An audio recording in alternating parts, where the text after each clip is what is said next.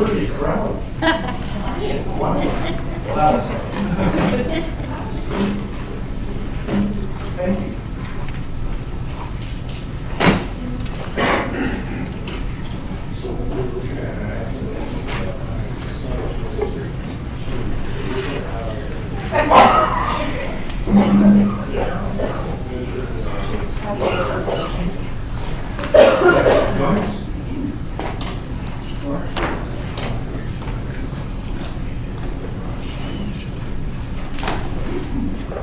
Okay, we're going to reconvene our public meeting.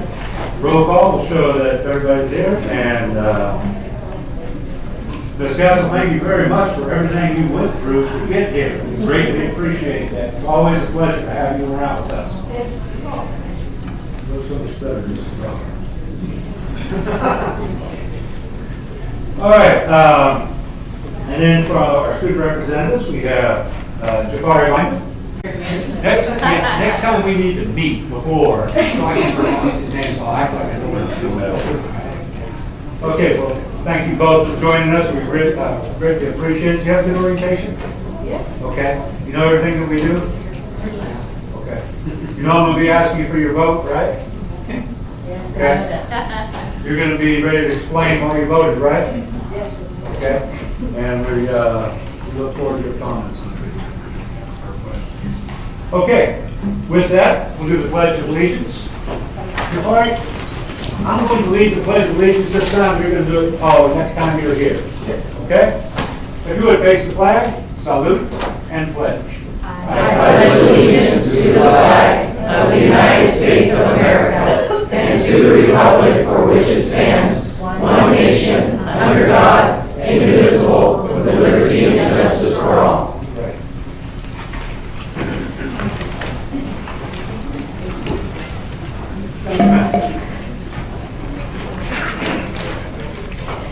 Okay, report on actions in closed session.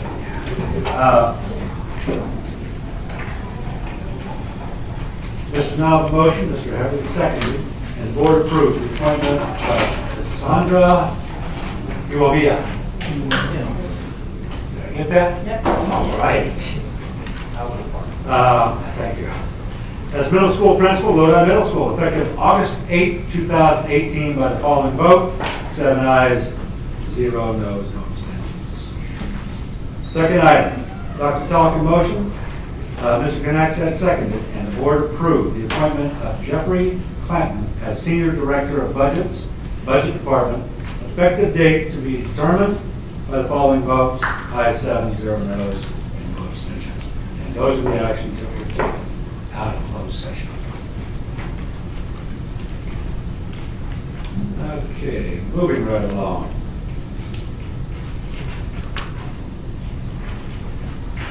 We have a spotlight tonight, Dr. Washer. Yes, we are very excited to showcase one of our very own who has become very successful with our district. So we can have Liz Zastro come up and introduce our special guest, PJ. Okay. Or is Jonathan doing that? Jonathan was, Okay. Jonathan was prepared. Please sit down. Jonathan! We wanted to have the experience. And you know what? This does not rehearse. Board President Neely, members of the board, it is my honor to introduce one of our students that has become one of our employees. It's my pleasure to introduce PJ Swan.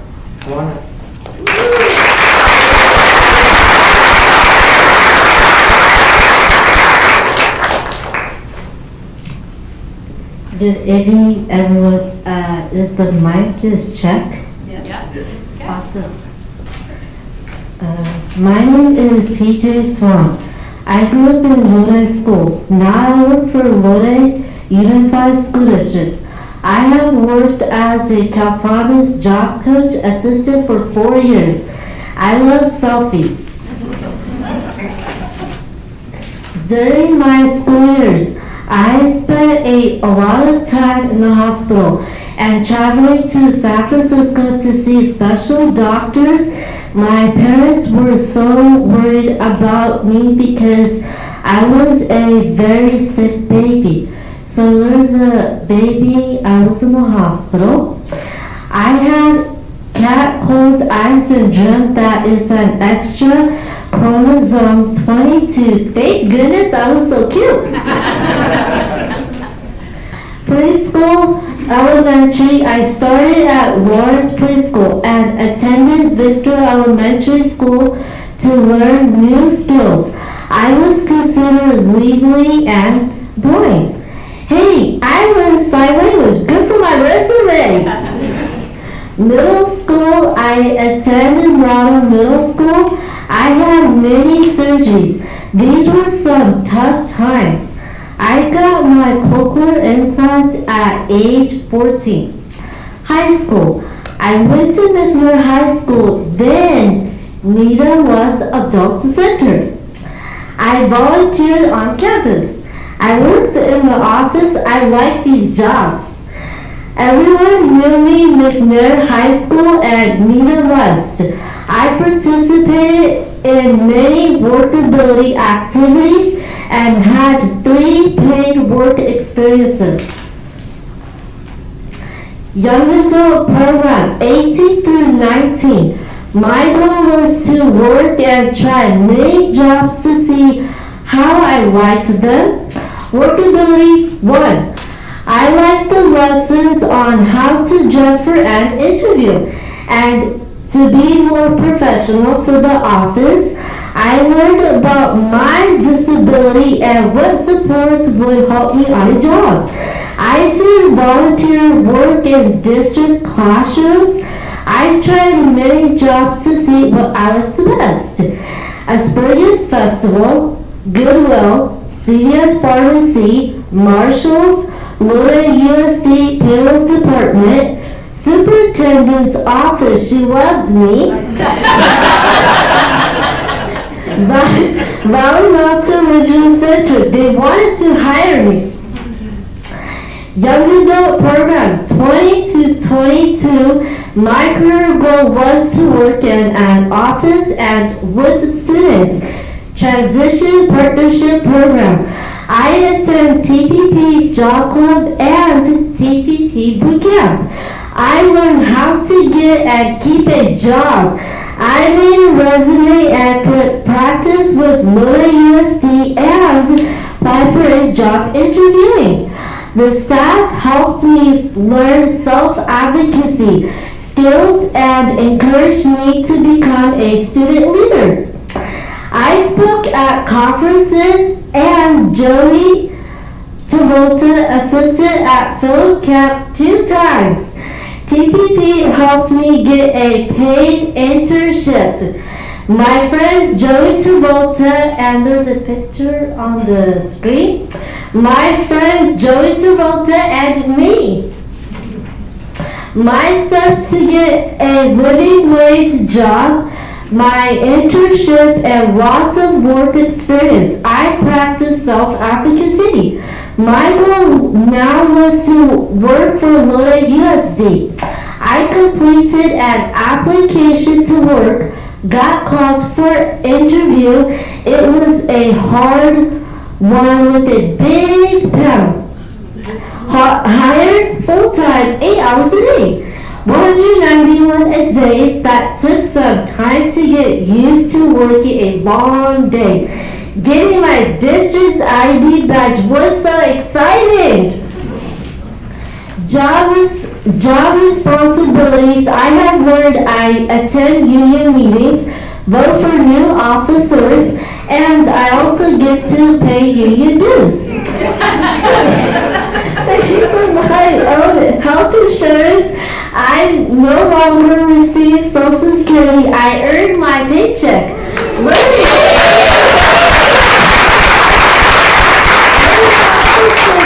Of my implant battery so I can travel for work. I arrange my own transportation to get to work. I have my own Uber account. I have my own Discover card, which I use carefully. Sometimes we go out to lunch or dinner and I know how to tip too. As a job coach I show other students step-by-step instructions to complete tasks. In the community, I have worked with students at retail stores, the Great Festival grounds, and many other businesses. As a job coach assistant, I work in our offices, keeping attendance, sorting mail, filing, and answering phones. I keep the office organized. Everyone is calling my name for help. They also text me, PJ, PJ, PJ, where is PJ? I do not know. Tips for my success at work. Being on time keeps me from getting anxious. Setting routines and schedule for the day. A clipboard to keep a checklist of my work duties. Clear directions. Being able to ask questions. Watching and listening how my coworkers do things. Taking a quiet break. Being able to have regular snacks during the day. Student individual education partnership workshop at Warm Life Family Resource Center. What makes me happy? I get my paycheck and go shopping. I pick my own outfits, cute but professional, and pay for them. I enjoy doing lots of home chores.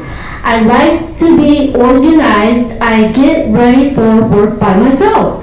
I am always on time. I have the best smile and always happy. I like to spend time with the girls, my coworkers. I also like to spend time with my brothers and other friends. I spoke at the Bridge to the Future 3 California Institute on Secondary Transition.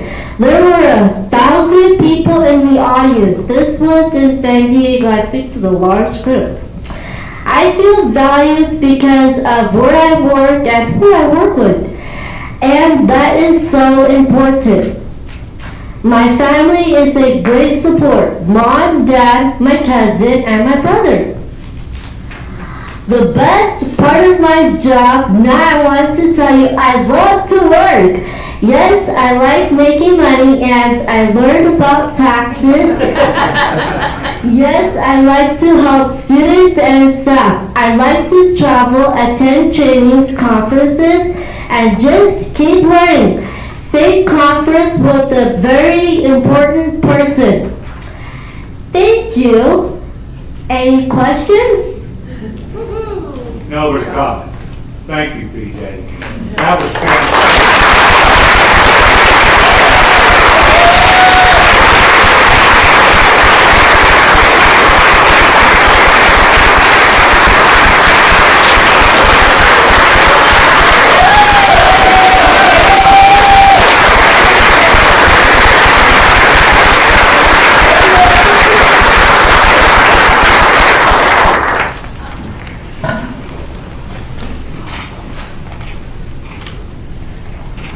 Was that anything enthusiastic? That was great. I wish I had a quarter, tenth of your enthusiasm. And I love the way that you look at things. And I thank you for sharing that with us, because that's what we need to remember, is that that's, okay, you're our goal. You know, that's what we want for our kids. So, thank you so much. Board, anything?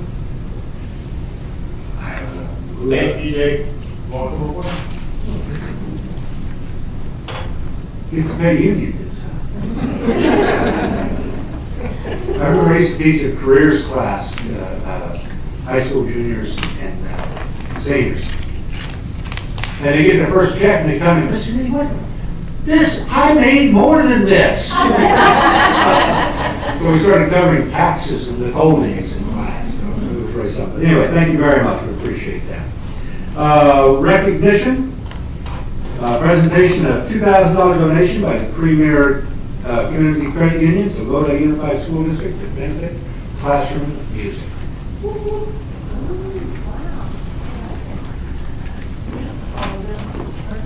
Well, this is an honor. It's really hard to beat PJ and her accomplishments. So we're going to try hard. So I'd like to introduce Russ Hagan and Denise Swearingen, right? One of our classroom music teachers. Russ is the CEO of Premier Community Credit Union. A long time ago, it used to be called Schools Credit Union. That's how old I am, because I joined when it was Schools Credit Union. And they did a wonderful fundraiser, and I think Russ is here to talk a little bit about that, and then to provide us with a donation. I have to apologize, I have no slides. Maybe PJ can give me teach me a little bit on how to do that. Boy. I can't check, we'll forgive you. Okay. So, yeah, they said I was going to follow this little brief moment, and boy, I tell you what a setup that was.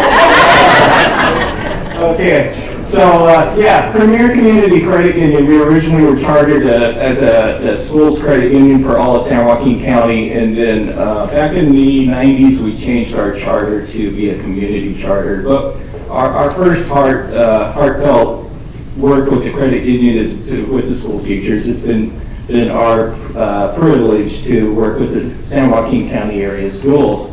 Last year we started to think about some things we could do to help with the school funding of things, and what came to our mind was the music programs. And so we wanted to follow up again this year with another donation.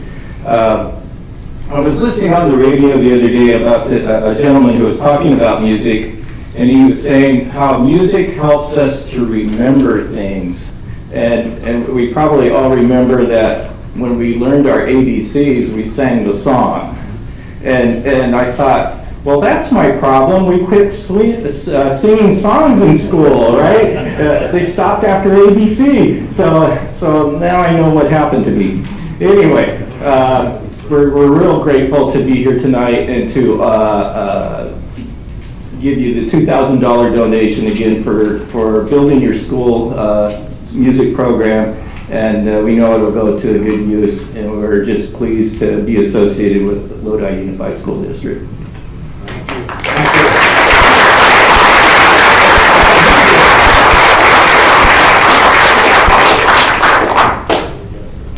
Put that in my wallet.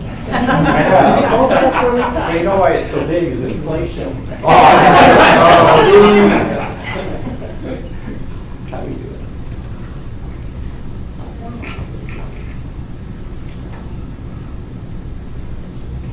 Chelsea comes up with a big gap. Yeah. I keep smiling.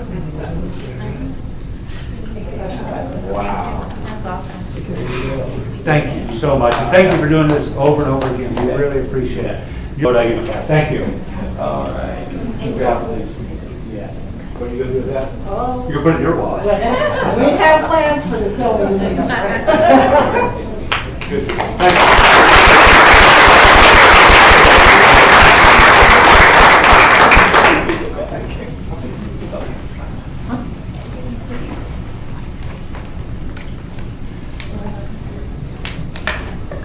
I want to let you know how much we do appreciate that money and help with our music program.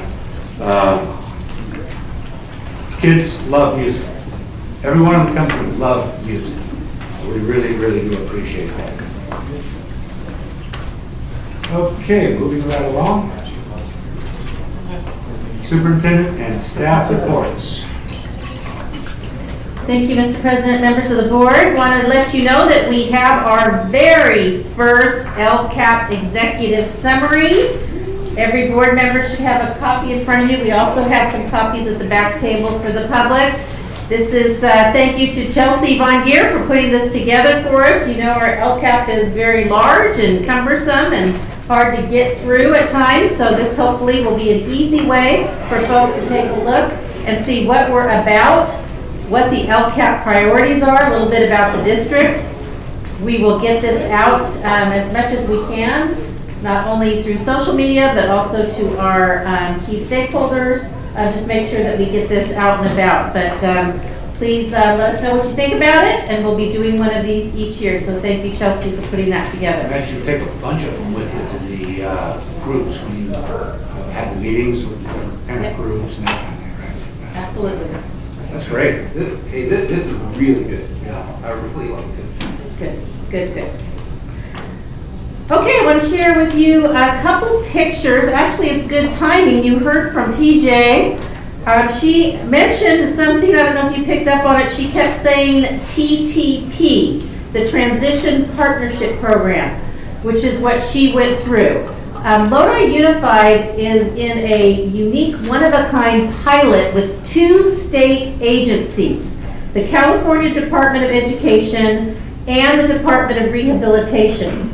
Both agencies working together to provide better services for students. And because of the work that Jonathan Martin and Liz Astro are doing over at Needham West, Lodi Unified has been selected to pilot this project with these 2 agencies in order to provide better services for students who are looking for work, trying to find ways to build skills, to gain employment, just like PJ, to get off of Social Security and get a paycheck, to get them out in the community, work with local businesses to give them those skills and to eventually get a job. So we are very excited. We had a big group go over to Sacramento for the big kickoff.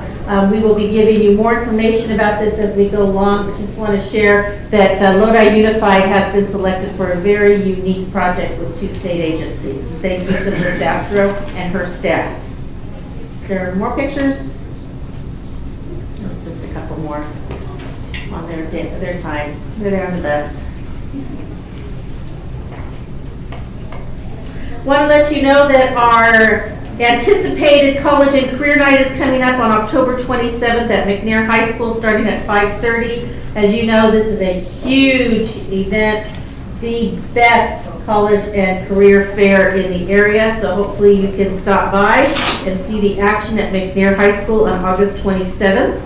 Want to let you know about some upcoming Got Kids Foundation events. Got Kids is the nonprofit foundation that supports students in Lodi Unified School District. And there are a couple fundraisers that help us provide activities for classroom and students. Our very first Dancing on Dynamite event. This is a country night, September 8th. It's coming up pretty quickly. It is going to be at E2 Winery. Tickets are $35. You can get them on Eventbrite online. There's a link on the Got Kids Facebook. Line dancing, live band, lots of food trucks and fun. So hopefully we'll get a good crowd out there to dance on Dynamite. And then our very famous Crowd Feed is coming up on January 12th at the Boys and Girls Club. That is a very popular event. It has sold out each time, so as soon as we get tickets out, be sure and get your tickets quickly. They do go fast. Thank you. Thank you, Dr. Washer. Next up, we have a Measure U report. Mr. Khan. Thank you, President Neely, members of the board, Dr. Washer. Welcome back, everybody. You may know our old friend sitting to my left, Mr. Rajan Nathaniel, former Bear Creek student. Raj has actually begun work for us as an intern. He is now at Delta College, and I guess they didn't have enough for him to do as he's getting his straight A's through all the pre-med recs. So, but I'd like to thank him for some work that you'll see on the final 2 slides of this presentation. I will handle the first 5, and without further ado.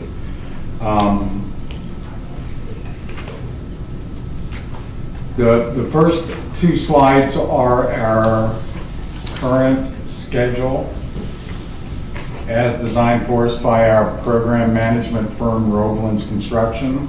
This is just an initial document.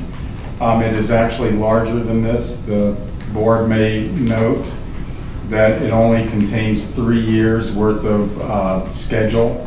So far, the actual schedule runs all the way through 2026. However, as this is an initial document, we chose just to make it a little more visible. The actual color coding in this document, you'll see blue across the top, followed by yellow and orange, depending on what screen you're looking at. 2 colors side by side, purple and red and green. The blue indicates that the project should be in the design phase.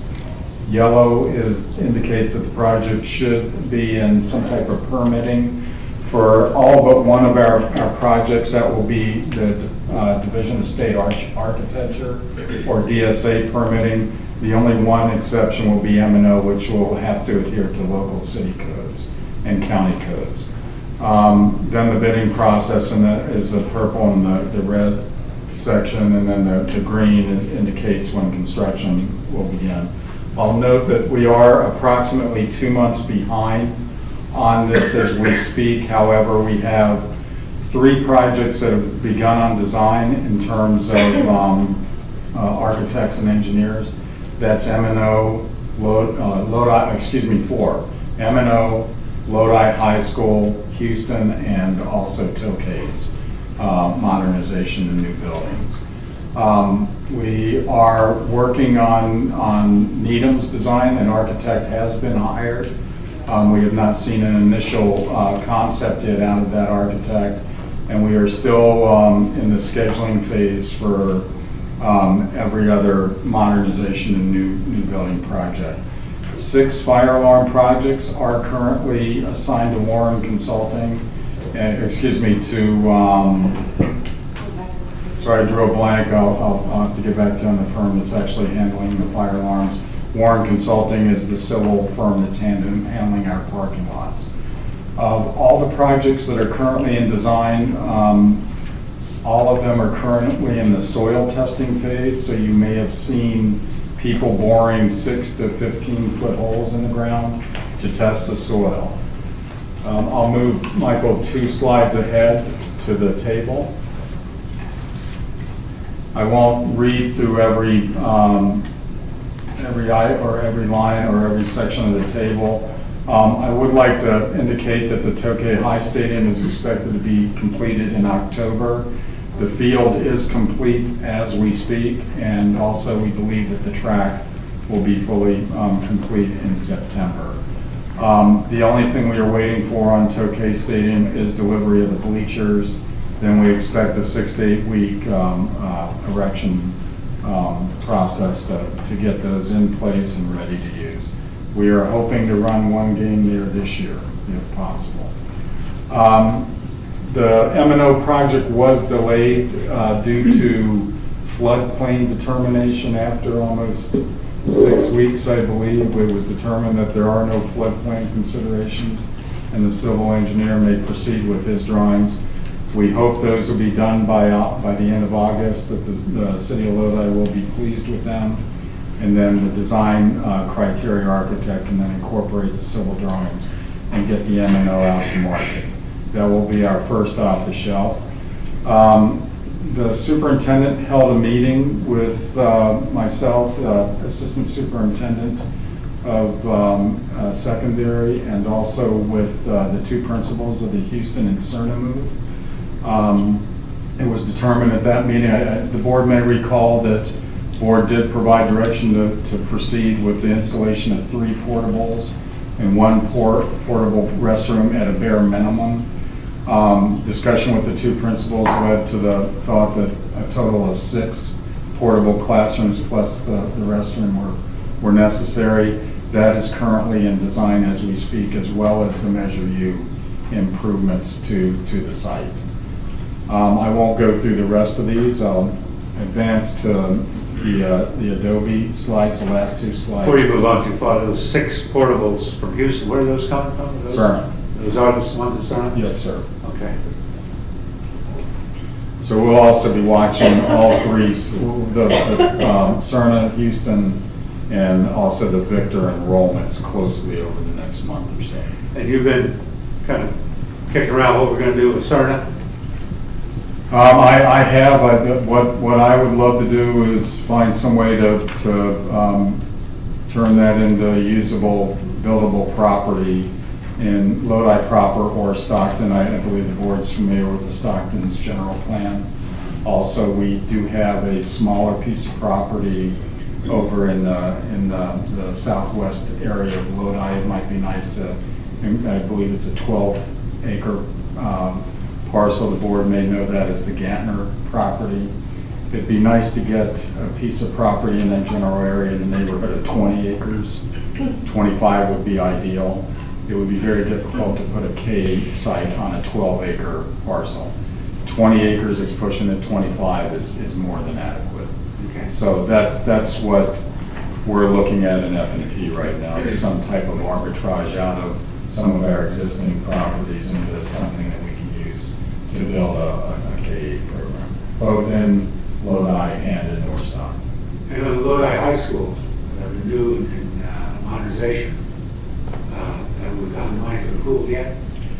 We have $1 million that we can commit, we are looking for more.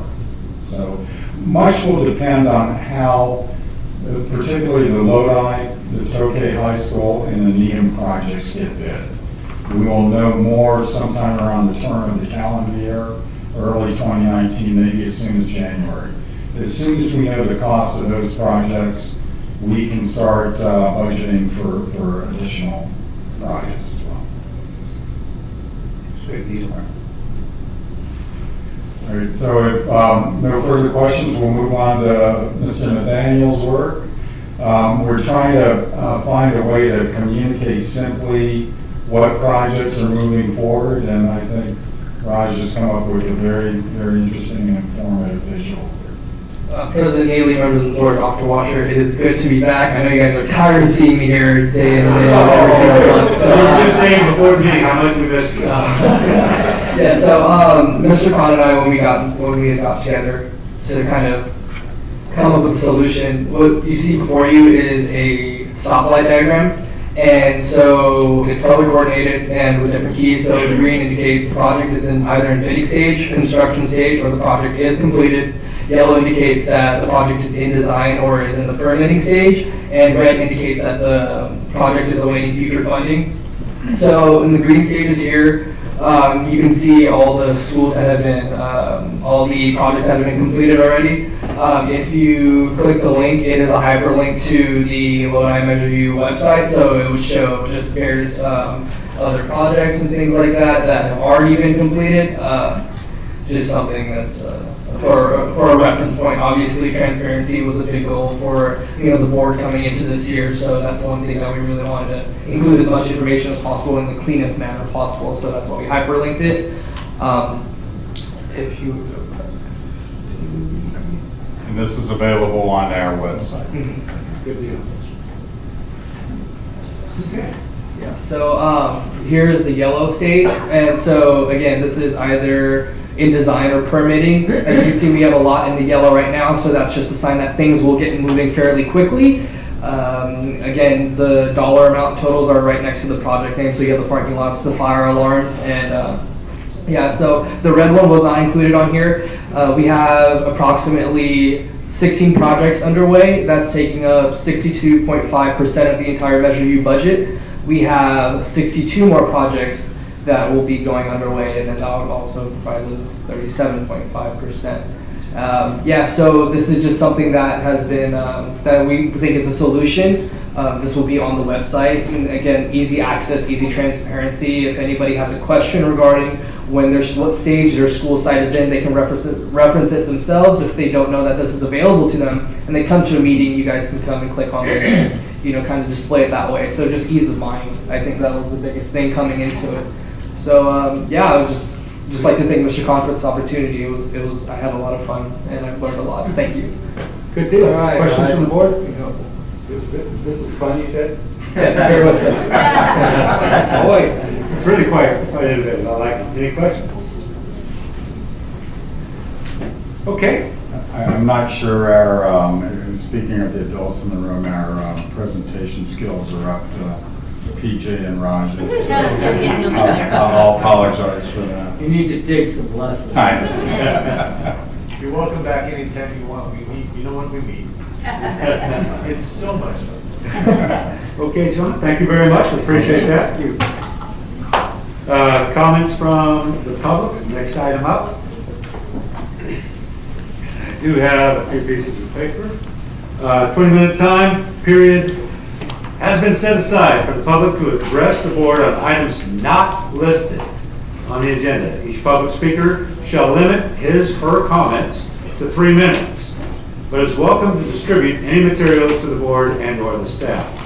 Due to restrictions imposed by the California Brown Act regarding discussing topics that are not on the agenda, board members may not engage in dialogue about the issue. And the first card I have is Rebecca Ray from Barnes & Noble, one of our big supporters. Thank you and welcome back. Thank you. Thank you, members of the board and Dr. Washer, and congratulations on 10 years of serving students. That's phenomenal. I'm here, so thank you very much for letting us be part of your school district, and we're excited to help kick off your 2018-19 academic year. As teachers are headed back into school, we do offer grades 1 through 6 free books if they've read any 8 books over the summer with our summer reading program. So I'll be distributing those to your elementary schools soon. We also have educator appreciation every weekend this August, so educators receive an extra 5% using their educator discount card. So all pre-K through 12th grade teachers, staff, support, librarians, media specialists, everybody that works in the district is eligible to receive that benefit, and so I'll be emailing everyone in regards to that information as well. So we appreciate everything that you do and what your educators do for the students and families. I'm going to put on my family resource and referral hat for just a moment. So the ABC Awards is coming up November 1st in San Joaquin County, which is Action on Behalf of Children. And so I'll send each of you a nomination form. And if you have anybody that you can identify as, someone that is excellent in or has demonstrated excellence in education, the county with Family Resource and Referral likes to have those nominations by September 7th. And it's a great way to kind of showcase what Lodi Unified is all about. So with Barnes & Noble and our My Favorite Teacher, I think you had 2 educators 2 consecutive years in a row who won that award. So I know there's plenty of people who could be nominated in your district, and I just wanted to share that information with you as well. Our Weberstown location has multiple ways to promote literacy, and so we do still have story times every Thursday and Saturday at 11 a.m. and bilingual Spanish story times at 2 p.m. So we'd like to just invite all of your parents and families to our Weberstown location for that. For your high school students, we do have sci-fi and mystery book clubs. Our sci-fi book club meets in our Barnes & Noble Cafe on the 4th Wednesday of every month, and our mystery book club meets the 3rd Monday of every month at 6:30. So more information is found online. For your schools that reside in the city of Stockton, Read Me Stockton has opened up all their zip codes so that now children ages 0 to 5 do receive free books through the Dolly Parton Foundation. So that's available to your families as well, and we are here to help support. So you can think of us as an extension of what the schools are doing in helping promote literacy and education, and we're excited again to help with any of your projects or showcasing what your students are doing. So thank you and happy new school year. Thank you, Rebecca. Thank you for everything you guys do. We appreciate it. Okay, Dr. Roach, you're on the time. Yep. Our second up is Gina Brent. And Gina's here to talk about the quality, the air quality due to the fires. I'm so glad you're here to talk about that. Thank you. I come before you tonight not as a hysterical grandmother, but a concerned adult for the children in this entire district. Every night we see on the news how bad our air is. All we have to do is look up, and we've got a blanket over our valley. I called the San Joaquin Valley District Air Pollution Control this morning, and I spoke with an employee there.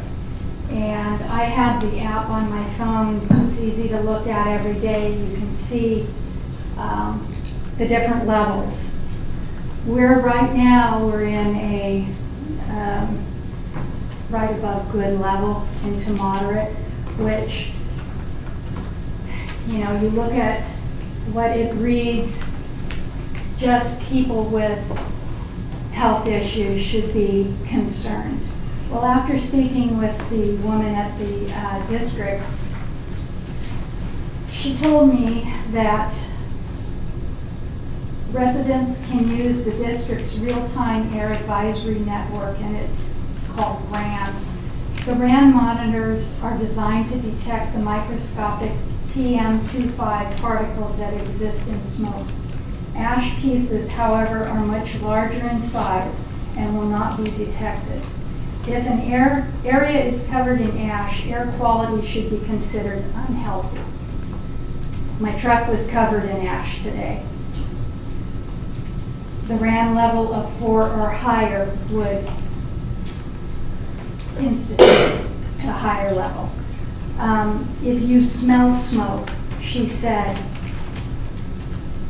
it makes a difference. It's unhealthy, no matter what your district reads on their myair.gov. I looked also on the CDC's website, how to protect yourself from wildfire smoke. And it says people at the greatest risk are, of course, people with heart and lung disease, older adults, but children are more likely to be affected by health threats from smoke. Children's airways are still developing and they breathe more air per pound of body weight than adults. Also, children often spend more time outdoors engaged in activity and play. I spoke with Mr. Palmquist's assistant today. She took down this information. I spoke with the vice principal at Lodi, or at Millswood, and I spoke with the principal. Yesterday, my granddaughter came home and said that her PE teacher had them running the mile. I'd like to see most of the adults in here try to run the mile and then breathe heavily this air after doing so. Ms. Brent, you're over the 3 minutes, if you can kind of go I ahead and have- wrap up, that'd be great. I have the information, numbers to call people to speak to. I think something needs to be done for children during this time frame. They shouldn't be out in this. I wish I could comment. Thank you, Mr. Did you want to leave that with me? I must. Okay, up now we have Denise Schwenchen. Close enough. Denise, thank you. Hi, good evening, President Neely, members of the board, Dr. Washer. It's a pleasure to be here. My name is Denise Swearingen, and I have the pleasure of teaching classroom music at Nichols, Larson, and Vinewood schools. And I'm here tonight to represent the music department, especially at the elementary level. First, we'd like to thank you for our new Quaver curriculum. And thank you for the Promethean boards and Chromebook carts at our Title I schools. We're so excited to have something that is not from the 1990s anymore. And we're excited to have a program that is adaptable to meet the needs of our own students. Second, I have some specific messages from 3 of the music teachers. They were invited to pass on any messages that they wanted you to hear. So Danielle Doble from Borchert says that her 3rd graders are diving into Quaver and they're preparing a musical called Journey into Space. Her 6th graders are excited to get rockin' with their Little Kids Rock instruments as well as mastering body beat box techniques. Karen Rogers at Morgan School is also having a ball with Quaver. She said that the whole school erupted into applause when the principal announced Quaver as the newly adopted curriculum. They were part of the pilot, and to me that says that they were really empowered by the fact that they were able to pilot and help us make that decision. So way to go, Morgan. Virginia Stevens is from Lodi Middle School, and she also teaches at several different of the elementary schools. And she's excited to be offering string orchestra again after many years of not having it. She said the students are already preparing for the winter concert in December. So in closing, thank you. Great things are happening here in our music department, and we sure look forward to sharing with you more in the future. Thank you. Denise, thank you so much. Please come back again. Okay, next up is Terry Dix. Terry's here to talk about tech coach responsibilities.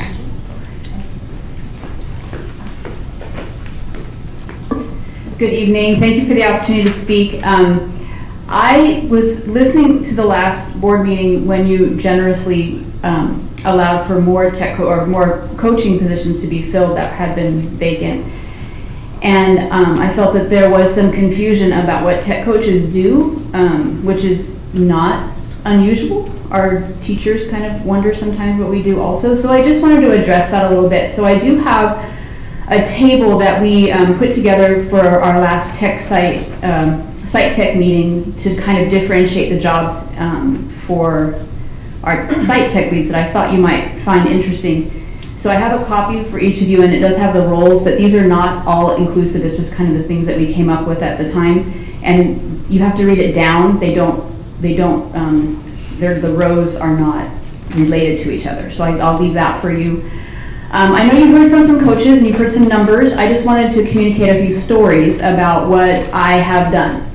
So one of the things I've done is I've gone into kindergarten classrooms and I've got them onto Google Classroom with the teacher, so the teacher can push things out to them effectively and they can get things quickly on their iPad, on their Chromebooks, and they don't have to try to type things in, which can be challenging. In the spring, I also went into kindergarten classroom and got them on Google Slides and got them working on a project so they could use that. I've been in our adult technical education classes with teachers, and I went in the first time and I helped the teacher put together a form because her students go out to site, so she can't, but she still has to take attendance. And so she needed some way to get the attendance from all of the places that they go. And so I helped her put together a form because she was opening emails and having to read each one. Well, the form comes back and drops in a sheet, and she's able to just take attendance very quickly and efficiently that way. Then she called me back and said, well, now that you've done that, can you get them in a classroom?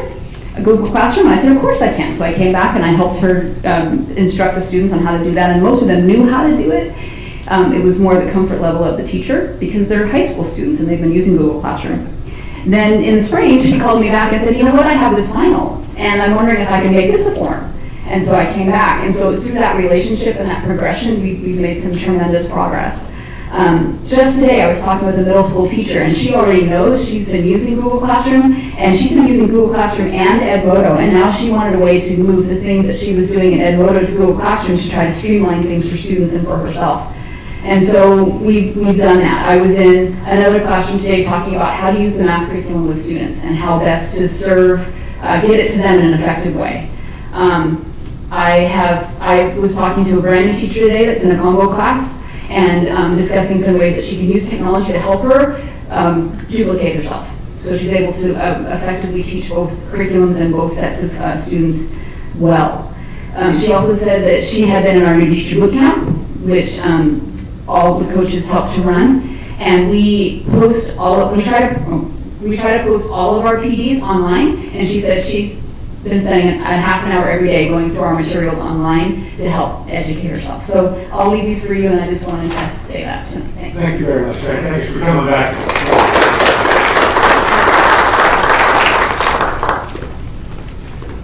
And the final thing we have is Mr. Patrick. Mr. Patrick is here to talk about suspensions and expulsions. Mr. Patrick, welcome to the board meeting this evening.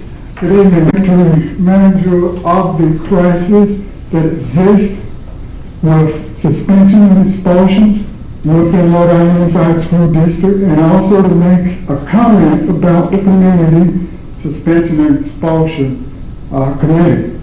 Due to time, I will not speak to suspensions other than to say that the Office of Civil Rights documented that African American students in Lodi Unified School District are 7 times more likely to be suspended than any other ethnic group in the district. Now, expulsions. According to the California Department of Education data, schools within San Joaquin County had a total of 221 expulsions in 2016-2017 school year. Lodi Unified, with 32,000 students, accounted for 67 of the 221 expulsions, while Stockton Unified, with 46,000 students, 14,000 students more than Lodi Unified, had only 30, less than 50% of the rate of Lodi Unified. One school in particular, Bear Creek, accounted for 24 or 36% of the 67 expulsions in Lodi.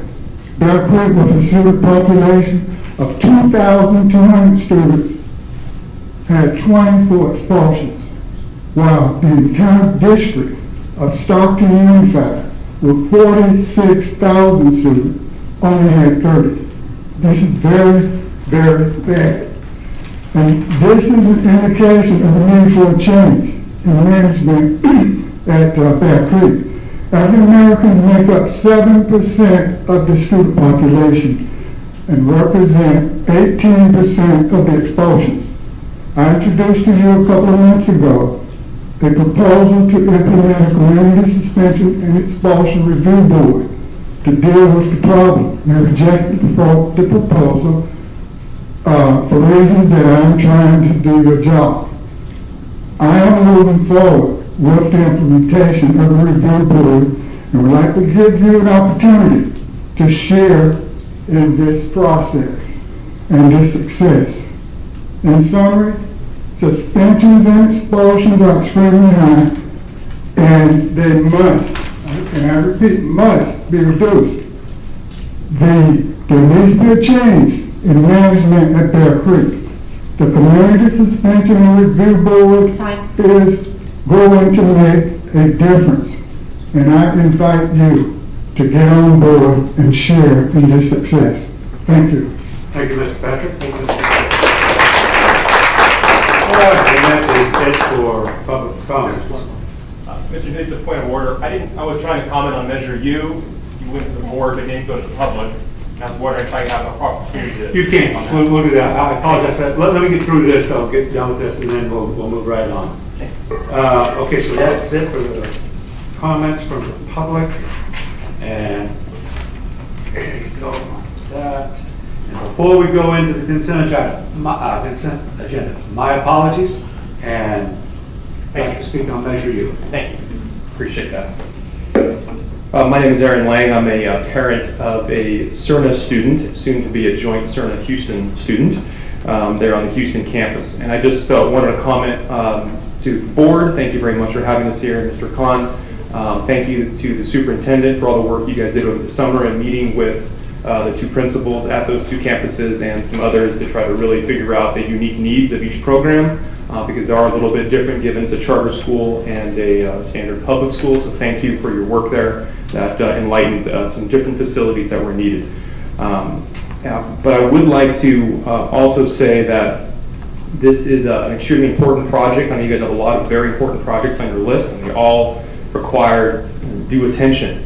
But this, I know because I've built large facilities in my career and helped with those, and I know that projects tend to go, more expensive and take twice as long. I get it, but I think this one deserves a very high priority in comparison to maybe a parking lot or something else. We're talking about moving an entire school campus or a student body to a new campus, and I just want to urge the continued pushing of the permitting process, the planning process. The CERNA parents, and I'm sure the Houston ones are standing ready to support this in any way that we can.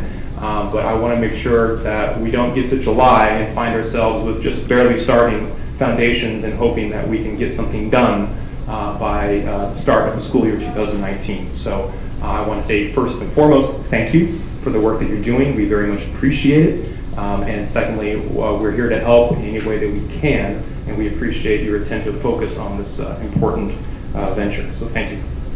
Thank you very much. All right, is there anybody else who would like to comment on the Measure U report? I apologize for skipping over that. We've gone a month, you got to retrain me when I come back. No one else, then we'll go ahead and move along. Okay, consent agenda A. Are there any items on consent agenda A that members of the board would like pulled? Mr. President. Sir. I would like to pull item A2 for comment. Okay, item A2 for Mr. Freitas. Any others? All right, I'm going to pull item A3 for us just to take a look at. That's a rather lengthy one. There's a lot of money being spent on there, and I think we have a couple questions anyway. Any items that members of the public would like pulled? Mr. Chairman, I move we approve the rest of routine agenda A. Second. Thank you, Mr. Nava. Thank you, Dr. Cullen. Okay, are we ready? All right, let's call for the student vote. All in favor, say aye. Thank you very much. I know that's a tough decision. Okay, we got it. All right. Then we'll call for the board vote.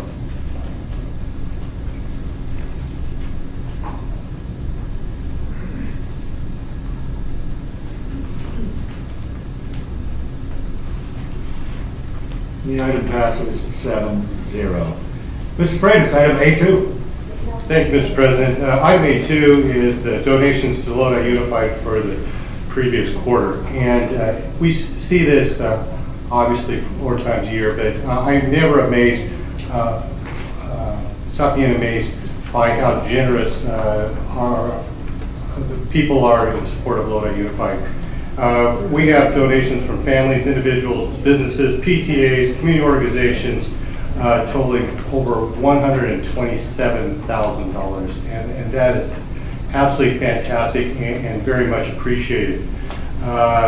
Also, we see that 16,000 of those comes from our Lodi Unified God Kids Foundation, which, if you haven't heard, is having a Dancing on Dynamite event on September the 8th and a craft meet on January the 12th.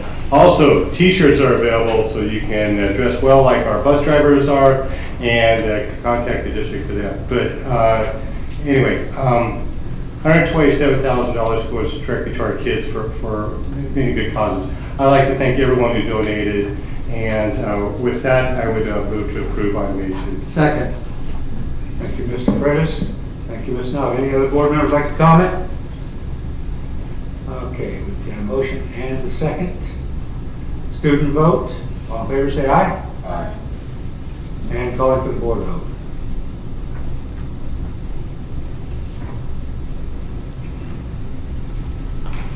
Item passes 7-0. Moving on to item A3. Real quickly on item A3. Number 3 on that list, there's a lot of items on here for approval for contracts. The agreement with the city of Stockton to provide 2 police officers, to provide police services in schools located in the city limits. So we're talking both Bear Creek and McNair. So we get 2 officers, 8 hours a day. That's what the contract says, yes, sir. You hesitated on that. Can you tell us why? Well, with all of our SRO contracts, there is a stipulation, actually, a paragraph in each of the contracts that the officers are not school district employees. They report to the desk sergeant on duty at the time. Okay. And at any point, that desk sergeant may pull those officers off of the school site to attend the police department business or sheriff's department business. How often does that happen? I don't have those stats, but Let's just take a quick look at it. Now, we're talking 180 days they work for us, 8 hours a day. That's what it's supposed to be. It's supposed to be their contract. I don't know. The way I think about this is that our kids and our people out there are citizens of the school, of the city, and that Stockton should be paying for it. I saw Gloria Allen out there earlier. Is she still here? Yeah, she is. She went to the West Forest room. She just stepped out. Oh, she did? Okay. Yeah. All right.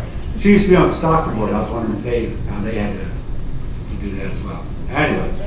Stockton has its own police force. What? They have their own police. Yeah, they do, don't they? Yeah, they don't belong to Stockton They don't use Stockton PD. No, they don't use Stockton PD. at all. Okay.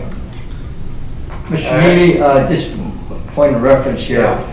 Mr. Khan, Lodi Police Department, what's their contract? 301, if memory serves. Okay. We do get by contract 4 officers. However, we are charged in full for 2 of them, and PD provides the other 2 free of charge. That's comparable charge. That's nice. Okay. All right, so I guess there's nothing I'm gonna be able to do about that, but I want to make a point on it that it just doesn't seem right to me. It seems to me like that ought to be part of their job, and I hate taking money that's meant for educating children and paying police officers with it, but I guess we have to. The next item is item number 11 that I wanted to ask about, the 2 days of professional training. Ms. Katowski, could you talk on that? Certainly, it's more than 2 days of professional training. I'm sorry, I just said 2 days, so I said 2 days. Yeah, it is professional training for our CANSAT, our space program, our engineering program, however you want to call it. It's what we do with our CANSATs, launching our satellite, our rockets, our high altitude balloons, and we're stretching down into the elementary school with some of our experiments. I can speak to Ted, Tony. Here, he's the co-owner of Magnitude.io, if you'd like to have any questions for him today. But basically, it's a continuation of our march to launching a satellite for Lodi USD in 2020. So, Launching a satellite? yes, that's what our goal is. Eventually, we have our children now in 9th grade that have started this 3 years ago. And by the time they are seniors, we should be in that state. Why don't you plan on giving us an update on that sometime? in the near Sure. future? That Be sounds my kind of pleasure. interesting. Okay. And this is all Title II funds? It's coming from a multiple of funds. It's coming from LCFF, LCAP funds, Title II, unrestricted funds. So there are multiple funds that are funding this cost. By the way, there's a rumor we're going to lose some money in title funds. We're looking into that. Okay. Okay, thank you, Mr. Katowski, I appreciate it. I have no other questions. Anybody have anything on that laundry list? If not, I'll move that we approve. Second. All right. Item A3, students, preference to vote? Aye. Okay, calling for the board vote.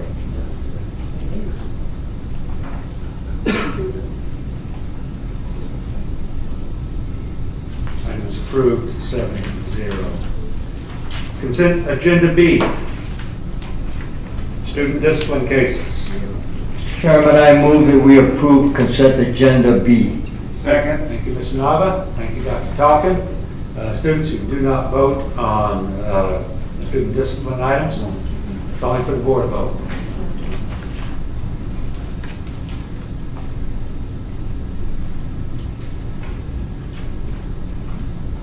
Item passes 7-0. Other action items.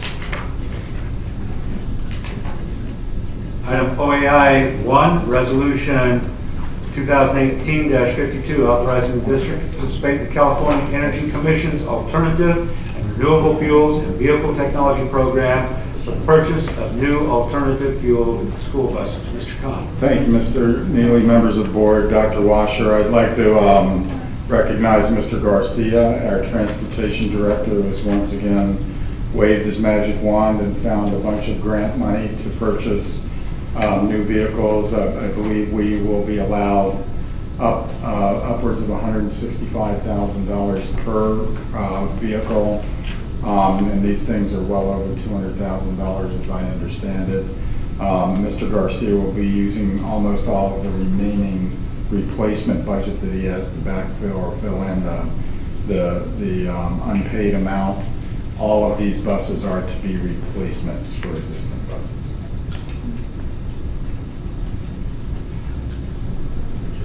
So we missed you on that electric bus ride. Who was that? All right.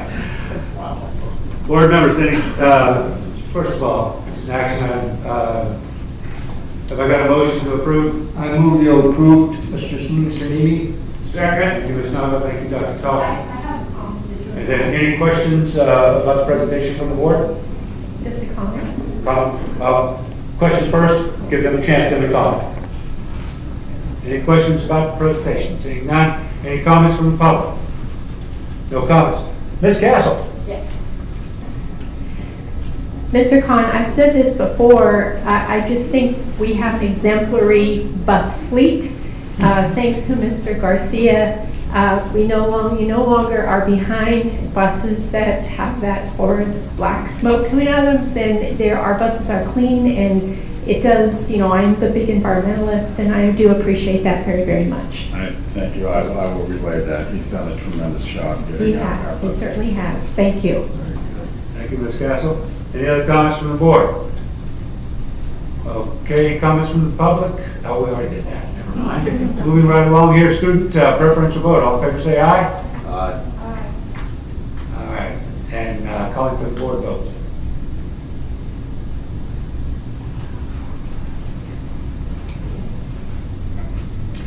Item passes 7-0. OAI2, ratification of the tentative agreement, Lodi Pupil Personnel Association. Mr. McKellick. Mr. Neely, LPPA has voted, they have ratified the agreement, now it's before you for approval. Thank you, sir. Do I hear a motion from the board? Mr. President. Approve. Second. You just got to speak up. Yeah, speak up there, Mr. Travis. Thank you, Mr. Mallard, Dr. Talkin. It shocked me with that. All right. All right. Any questions from the board about the agreement? Seeing none. Any comments, questions from the public about the agreement? Seeing none. Bring it back to the board. Any comments on the agreement? Okay, I'm going to make a quick one. John, thank you very much for working with us and getting this through. We really appreciate it. Thank you guys for all the work, and Mr. McGilligan, thank you for all the work that you guys put in on it. We appreciate that. All right. Yeah, I'm just thinking, it's personnel kind of, it's not really, it's a contract. All right, calling for the student vote. Aye. All right, thank you very much. Calling for the board vote. Still calling. Oh, there we go. Okay. Item passes 7-0. Item OAI3, approval of resolution 2018-51, support for California Assembly Bill 276, the Medina, accountability and transparency for charter schools and their families, and this one's mine. I was contacted by Bob Lawson, who works for, I forget the name of the association right now, but the big deal is that he was looking for support for this bill. This bill has been passed by the Assembly, is on its way to the State Senate right now. I checked on the progress today, this afternoon, and it has been passed by the appropriation side of the Senate, and so it will be going up for vote fairly soon. What the bill says is that all it does is hold charter schools to the same level as other public schools for the Brown Act. In other words, all charter schools, if this passed, would have to participate in the Brown Act just like we do. Currently, some do and some don't. So this would make it where everybody would. That's all there is to it. Any questions from the board? Questions from the public? Comments from the board? All right, we'll call. Mr. Chairman, I move we approve this resolution 2018-51. Thank you, sir. Second. All right. Students, all in favor say aye. Aye. Board calling for the vote.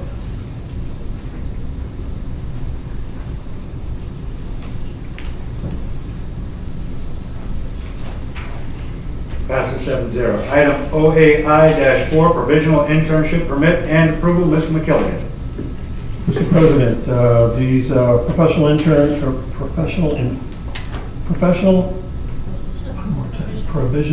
internship permits require board approval.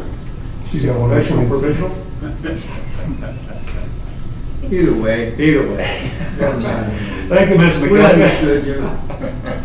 Do I get a motion on this? Mr. Chairman, we move to approve this internship. Thank you, Mr. Nava. Second. Mr. Heberly? I didn't recognize the voice. Yeah, I never get to say anything. Okay, thank you much. Comments from the board? Questions from the board? Comments, questions from the public? And comments from the board? Okay, moving right along. Students, all in favor say aye. Aye. Calling for the board vote.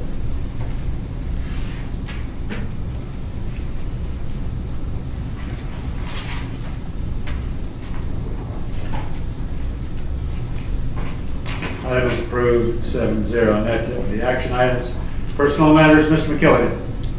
Mr. President, routine personnel matters are presented for your consideration. Mr. President. Yes, Mr. Freitas. This list is pretty exciting if you look at it, and if you look at all of the new teachers that are in our district filling vacancies. Mr. McKilligan, how many new teachers are on this list? Do you recall? 138. Over 100. Yeah. Over 100. And 38. one of whom has already called our house to tell me nice things about my grandson, which is things that I like to hear. That's great. I got to tell you, I'm very excited about this group that we hired. I welcome them all to Lodi Unified, and I'm really excited about this school year. So with that, I would move to approve. Thank you, Mr. Freitas. Second. Thank you, Mr. Knopf. Questions from the board? Yes. Yes, sir. Mr. McKilligan, there are quite a few resignations, and I was 23. And I was just curious, do we have an overriding reason? Or variety? Do we do any kind of... People resigning to work closer to home last minute. Had them the day of school started, the day before school started, 2-3 days before school started. So there's always a number that we would go ahead and hire, and they will take it because they want a job. People that have been with us for a couple of years and just let us know last minute that they were leaving. A number of those. Do we do any kind of, we've always been talking about an exit interview. We have talked about that, haven't we? Yeah, and I was just kind of, that's why I asked the question. I didn't know if we were doing that or we just kind of just let it go. No, I believe there's a couple different ways. I think Randy Melandro sent something out and has collected data at times on that. And we also have an exit interview printed on the back of the resignation form if they use it. They don't always use it. Sometimes they write a letter, sometimes they just send an email, sometimes they just come in. So various ways, but most of the time the people who were leaving last minute just suddenly got an offer somewhere else and was closer to home. The last ones were just the folks that worked with us that were living in the Sacramento area and they got jobs in Sacramento districts. I know I've heard the definition before, but if you could kind of refresh my memory. There's a difference between obviously a probationary, which I get, but tell me what a temp is again. Is that somebody who's not fully credentialed, or how does that work? No, it's not really related to the credentialing status. It's a matter of how many, it's very complicated. It's a matter of what the entitlement to temporary teachers is for the district. And it's one of those things we have to manage every year. And I know some of are for when a coach comes out of the classroom or a teacher on special assignment comes out of the classroom, that is held, so then that is a temp position? Is that? It could be. In some cases, those are someone on a leave of absence, someone that goes out on a 39-month rehire situation because of medical leave.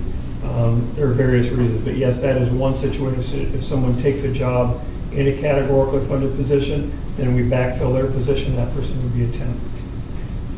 So the temp, would that fall under the, I love these acronyms, STIPs and PIPs? Or is that something? No, that's another unrelated. STIPs and PIPs are related to just people that are trying to complete the requirements to get into an intern program. Okay. Yeah, it just,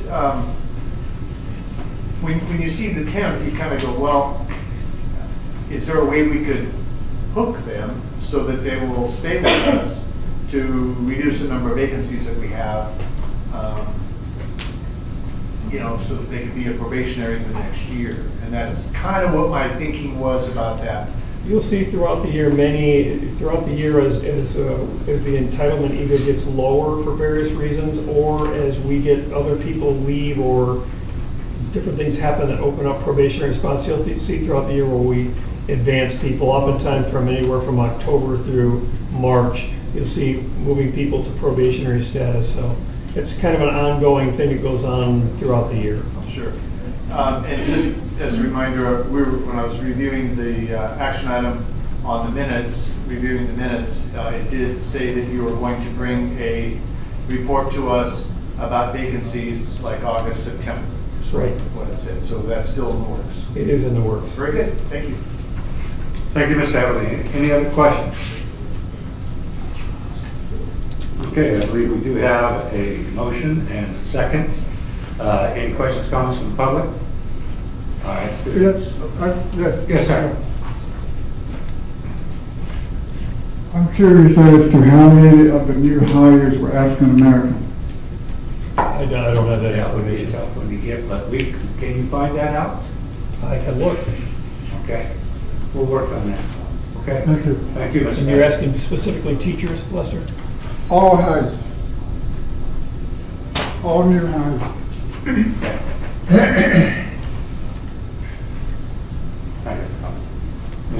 Michelle?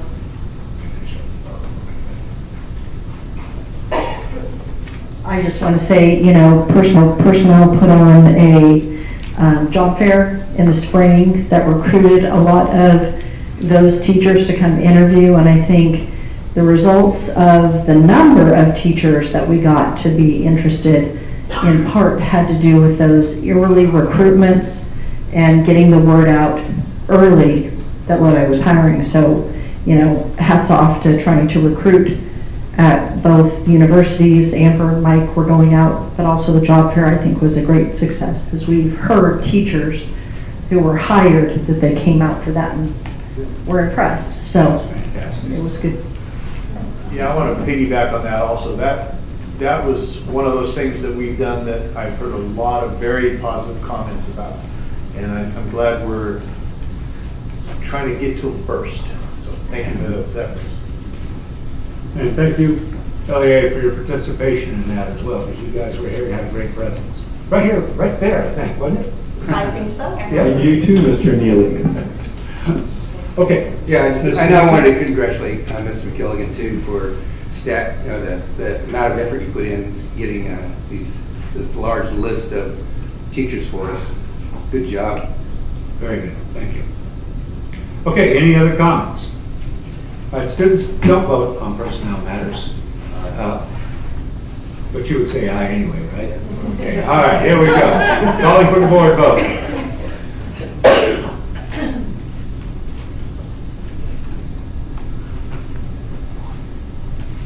And the matter passes 7-0. All right, moving along, we're down to communications now. Who wants to go first? All right, let's do it. For a student report? Yes. Okay. So for schools and activity. You can move your microphone closer to you. Yeah, towards you there. Hello. Okay. There we go, all right. So school and program-wise, we started a new thing called No Backpack Day, which is the very first day of school. So basically, it's pretty self-explanatory. You don't bring a backpack to school. You don't bring not even a pen. It's more of a like communicating with your class kind of day. So that was the very first day we had at school. Student government-wise, we're in the process of planning our homecoming rally, which is October 31st. Also in the process of planning our blood drive, which is September 1st. I would like to recognize some students and staff accomplishments. Our amazing staff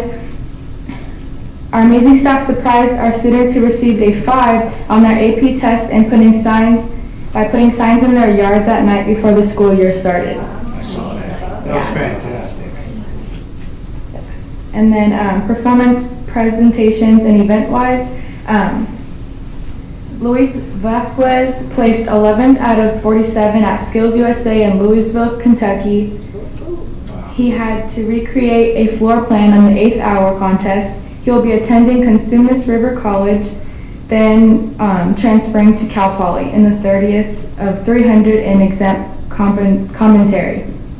He is starting the next chapter in his life at University of Alabama on a speech scholarship. That's it. Fantastic. Thank you very much, Mikhail. Does she tell us something about herself, what her goals are and that type of thing? Maybe get to know her a little bit better. Me? Yes. Okay. Well, I'm a senior at Lodi High, obviously. I've been cheer captain at Lodi High for 4 years. I'm in the Apple Academy at Lodi. I just came back from a cheer camp over the summer at UCA, and I was recognized for winning All-American cheerleader, so I'll be going to London in December for the USA All-American Parade. Wow. Mr. McKelligan would like to So comment. Apple, so does that mean you want to be a teacher? Yes. That's it, get the paperwork out. It's like, We're recruiting early here. Talk about recruitment. Well, so for Apple, it's obviously like pushing you towards the teaching career. I personally want to be a physician assistant, but I want to understand the techniques about having kids and I'm not saying I want to have kids. I'm I want to learn and I want to learn and make sure I know what I'm doing in the future, prepare myself for it. Very good. Yeah. We have time to Outstanding. Michaela, what about that traffic in the morning, huh? Oh, yeah, it's pretty bad at Lodi, especially if you're trying to get in senior row. Yeah. So there's you don't have any secrets or any quick ways in or out, do you, or no? Or? He's wondering because he has to drop off his son. All right, so this is a totally selfish reason. I tried, well, it depends on what way you're going. I come from Turner Road to Ham Lane, and then I'll go east on Lockford Street into the in-shape parking lot. I tried that this morning. It did not work out. Please don't do it. But there honestly is no secret, unless you want to just drop your kids off, and then they'll have to walk a ways. That works too. My best. It's nothing since 2 million won't fix. We've kind of come to the same conclusion also, but just check it. If you find anything, you'll be sure to drop us a note. I will let you know. I'll let you know. Thank you. Yeah, I'm a senior. I still don't know. So. Thank you, Michaela. Mr. Binder, that's what he used to call both your brothers. Can you guys hear me here? That's good. Okay. So, for school activities and programs, we started off this school year with Link Crew's freshman orientation, and it was a real big success. There was a lot of volunteers from all leadership programs, including AVID, student government, student activities, that was willing to help out, welcome the freshmen into Bear Creek. And surprisingly, really surprisingly, the freshmen really accepted, was real receptive to how, with the tours and the activities that we provided them, in order to allow them to bond between their classmates that they didn't know, in order to further the belief that the student body is close and a family. We also, the first day of school, we had our first day extravaganza. There was a lot of name choices that people tried to implement, but none of them ever stood. So we just stood with extravaganza. But the purpose was mainly just to welcome the incoming class, and just so that they wouldn't feel not necessarily iffy, but so they wouldn't feel unwelcome into Bear Creek because it's new to them. It included presentations from all the leadership, same from the Link Crew's freshman orientation, and it was various. A lot of groups came out actually, like cultural groups like swing and stuff that came and helped out to try and show the freshmen, actually new students period, just how Bear Creek is culturally diverse in their ways. We have Club Rush coming up on August 24th. We're planning that as we speak, and it's I feel it's going to be another success. A lot of participation, because we've already showed them just how culturally diverse we are in the beginning of our school year. So we expect a lot of freshmen and a lot of new students and old students who've already attended to join club this year and make International Rally a success again. This week and last week, student government has been planning freshman elections. Today, actually, we chose our freshman class representatives. Real good selections, in my opinion, for sure. I feel like they'll definitely further our vision of bettering our student body and community with their own skill sets, of course. Fantastic. We have a part of the first day extravaganza. We had our rally during the sixth period outside on the football field. Really good success, honestly. I feel like the freshmen were really surprised because of how we welcomed them. We had, I would say it was a mixture of every leadership program. We welcomed them from the gate onto the football field, or into the stands technically, and we had the music playing. They're excited, to finally go to their first rally at Bear Creek High, and real good success. Had a lot of participation in the activities and the games that we played, just to make them feel welcome, to shake out the nervous things that they might have being a part of a rally. But we have leadership camp coming up this Thursday, Friday, and Saturday at Camp Lodestar. And it's just another way to strengthen the bond between our leaders at Bear Creek, so that we can focus on the vision at Bear Creek and our message that we're trying to convey to hopefully future leaders and our collective student body as a whole. Fantastic. Good. Mr. Farr, why don't you tell us a little bit about yourself? I'm a senior. I'm actually turning 17 this Saturday. I'm actually pretty young, actually, for some reason. But I'm actually fairly young in my class. Always have been the youngest. But I currently I play for Bear Creek's football team. We've been going strong ever since January, to be honest, with spring weight training and stuff like that. But I had track, so I just started this summer with numerous scrimmages across Stockton, sometimes outside of Stockton, just so that we can prepare ourselves for this upcoming season, which starts next week, actually, on the 17th. And Who's your first game with? Our first game is Roseville at Bear Creek High. Yes. So we're everyone's excited. Hopefully we'll make up for last year and kick it up a notch for Bear Creek and represent. Honestly, I'm all business. I actually I really don't have a lot of time for outside curricular, because I'm more of a academics and sports type of guy. I like to challenge myself. I have 4 AP classes this year, with the exception of my 2 electives. Pretty much all of them are electives, because over the summer I like to get ahead and go to summer school and knock out classes that I wouldn't want to take over the school year.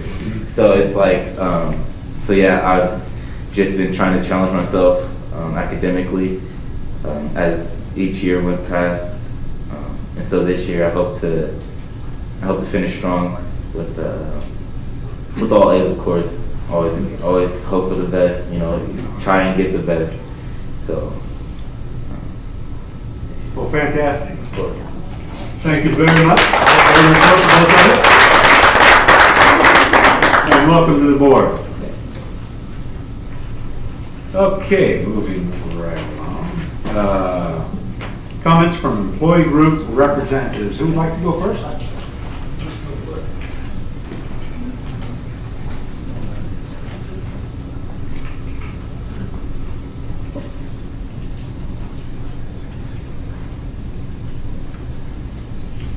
Oh, John? Hi, George.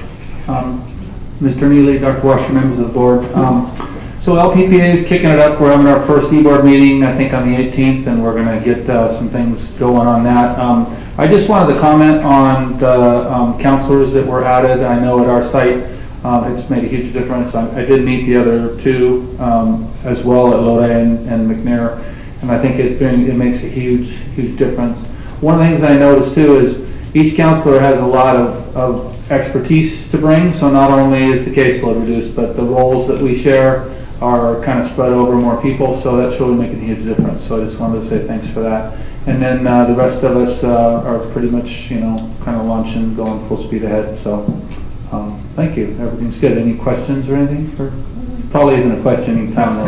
How's your counseling coming on automation, where students can just go online and submit forms rather than fill out paperwork? You guys do anything on that? We haven't done a tremendous amount on that. Other schools have attempted to do various things, and there's components where you can pick classes and things like that. Sometimes I know if left up on their own recourse, sometimes that is can be problematic if you don't have the right support. So even in those schools that are doing that, they followed up with follow-ups to make sure that so I think there's probably a lot more that we could be doing on that. So it's probably something we could all look into. We have those meetings at the district, so maybe that's a good thing we could kind of throw around and kind of see. And then there's different things we are doing. So slowly we're being pulled into the modern age, but it is a process, So but we're getting there. Everything is, Lodi. Yeah. It's all a process. Yes, it is. In sociology, when I taught it, was called culture lag, the tendency of culture, our institution to move slower than the pace of change out there. So it takes a while. So I've got a new term. I like that. Thanks, John. Who'd like to go next?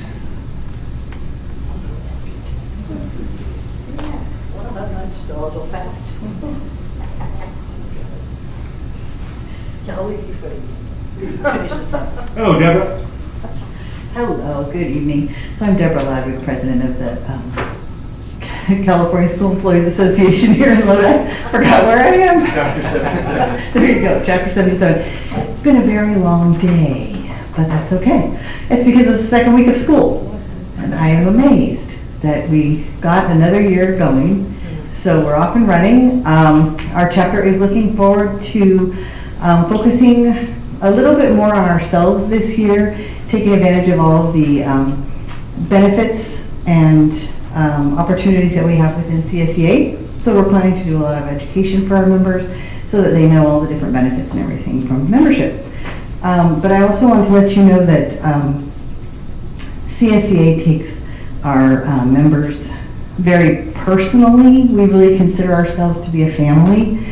And just last week, we went to annual conference. This year happened to be held in Sacramento, and we had about 2,000 people there. And they took a donation to what we call the Dorothy Bjork Fund, which is a fund that is made up completely of donations from the members to help people who are in need. And right now we have a lot of members who've lost their homes due to the fires up and down state. So from the floor, we had about 2,000 people on the floor, and we raised over $54,000, which was amazing. We currently have about $200,000 in our fund, so that was a really good boost to our fund. And we try to award about $1,000 in emergency aid when people have homes. We have had folks here in Lodi who've lost homes or who have had other types of tragedies or unforeseen circumstance. And so you don't just have to be the victim of a fire. Sometimes things happen in your life and you just need a little helping hand. And so that's what the Dorothy Bjork Fund is all about. It's all about us taking care of each other. So we're just looking forward to a great year. And I have been meeting with some of you, look forward to meeting with more of you, just because I feel like I've been remiss. We haven't been talking lately. And just want to make sure that you know if we have any issues or if you have any questions or issues, that we have open communication. So thank you very much and have a great evening. Great, thank you, Deborah. I met with Deborah, I think it was last week. Was it last week? Yeah, a couple weeks ago. Yeah. And I learned more about CSEA and our employees during that meeting than ever before. So thank you very much for that. I appreciate that. It's a great education. And Michelle. Good evening. Good evening, President Neely, members of the board, Dr. Washer, and student members. And I didn't catch, is it Jafari? Yes. Okay. Senior year goes fast.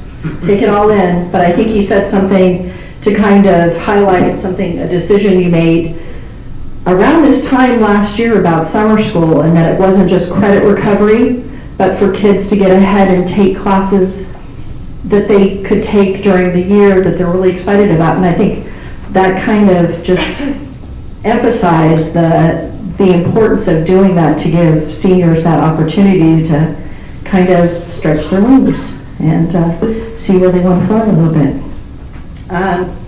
And Don and I was with Mr. McKilligan and ready to hand Michaela, a LEA application and talk about teaching. But you never know. My first vision was not teaching either. So we, on our board report, welcomed over 100 teachers tonight. We want to shout out to the Borchard teachers. We challenged all our teachers to ask them, what do you do to welcome your new teachers and your students on board? And they had the most enthusiastic gauntlet upstairs at Borchard welcoming their new teachers that had to run by. It was awesome. And then we had the teachers at Heritage, the Heritage Hawks, who performed a little song and chant to welcome their students about what they'd be doing this year.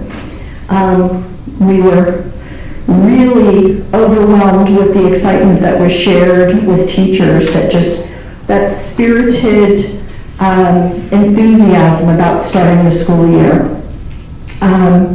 We also want to give a shout out to Elizabeth Ng, a Lodi High teacher, and her group was awarded a CTA IFT grant, an $18,000 grant that they will be working on to bring science to students, expanding the program they have, but also including their Apple students who will be taking some of those science lessons and taking it down to an elementary school where they'll be able to actually demonstrate that whole process of teaching and being able to see those light bulbs go off, because we all know that's like the juice that goes through teachers' veins. There's no better feeling than seeing that. So hopefully you're part of that and get to see that.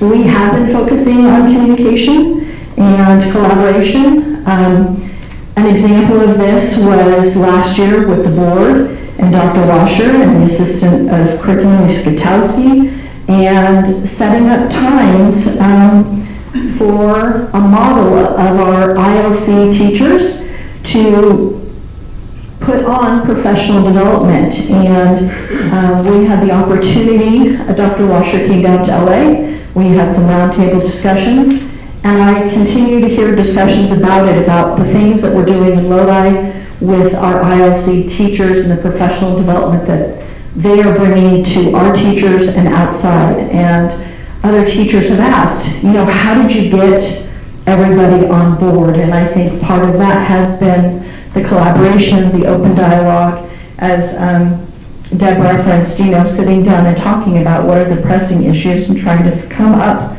with a way to solve that. So we really look forward to expanding that. I know those ILC members worked hard at developing a plan for this year, and I think they'll be bringing some stuff to share with you on what they're doing. We've made progress, having all stakeholders sit down and invited to the table and be part of those conversations. However, I don't feel this was the case this year with the new teacher orientation. At best, there were some statements that I don't feel were accurate and true, and over time, and the lack of time that Leah was allowed to speak to new teachers, I think winded up being less than 30 minutes at best. We did not feel that this was collaborative.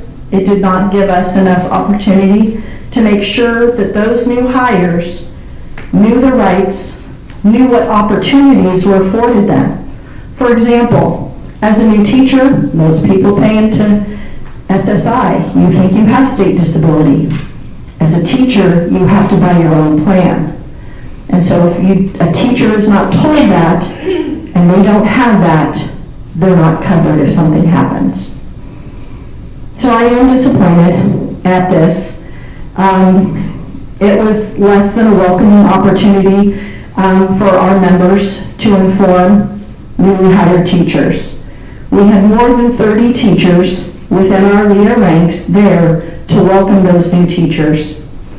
And even though not all attended, at the same time, they all ended up in the same place. So as those members were being trained in other locations and they were to come back down to see us, they didn't all show up on time. So some missed out on almost all of it.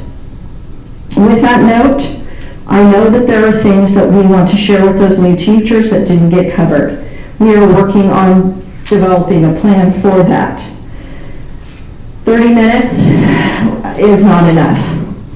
But the baseline is this.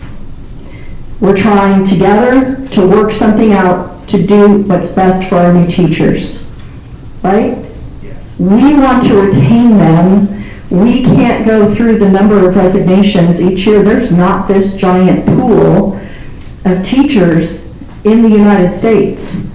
I had somebody that said, oh, go start recruiting in India. I'm like, oh my gosh, I can't imagine our personnel department trying to recruit in India.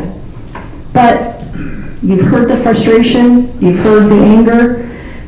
Going forward, in talking with Dr. Washer, I think there's some common ground that we can work on and go forward.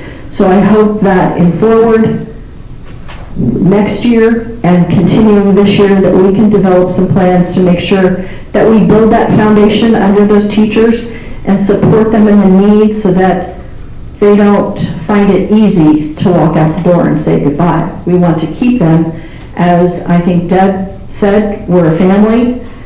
I would venture to say that everyone feels a community and a family at every site.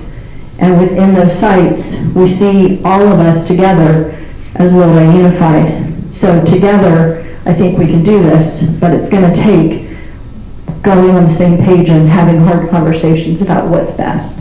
So, thank you. Thank you, Michelle. Thank you, Michelle. Okay, comments from board members. I don't think I have any other employee groups out there, do I? No? All right. Comments from board members.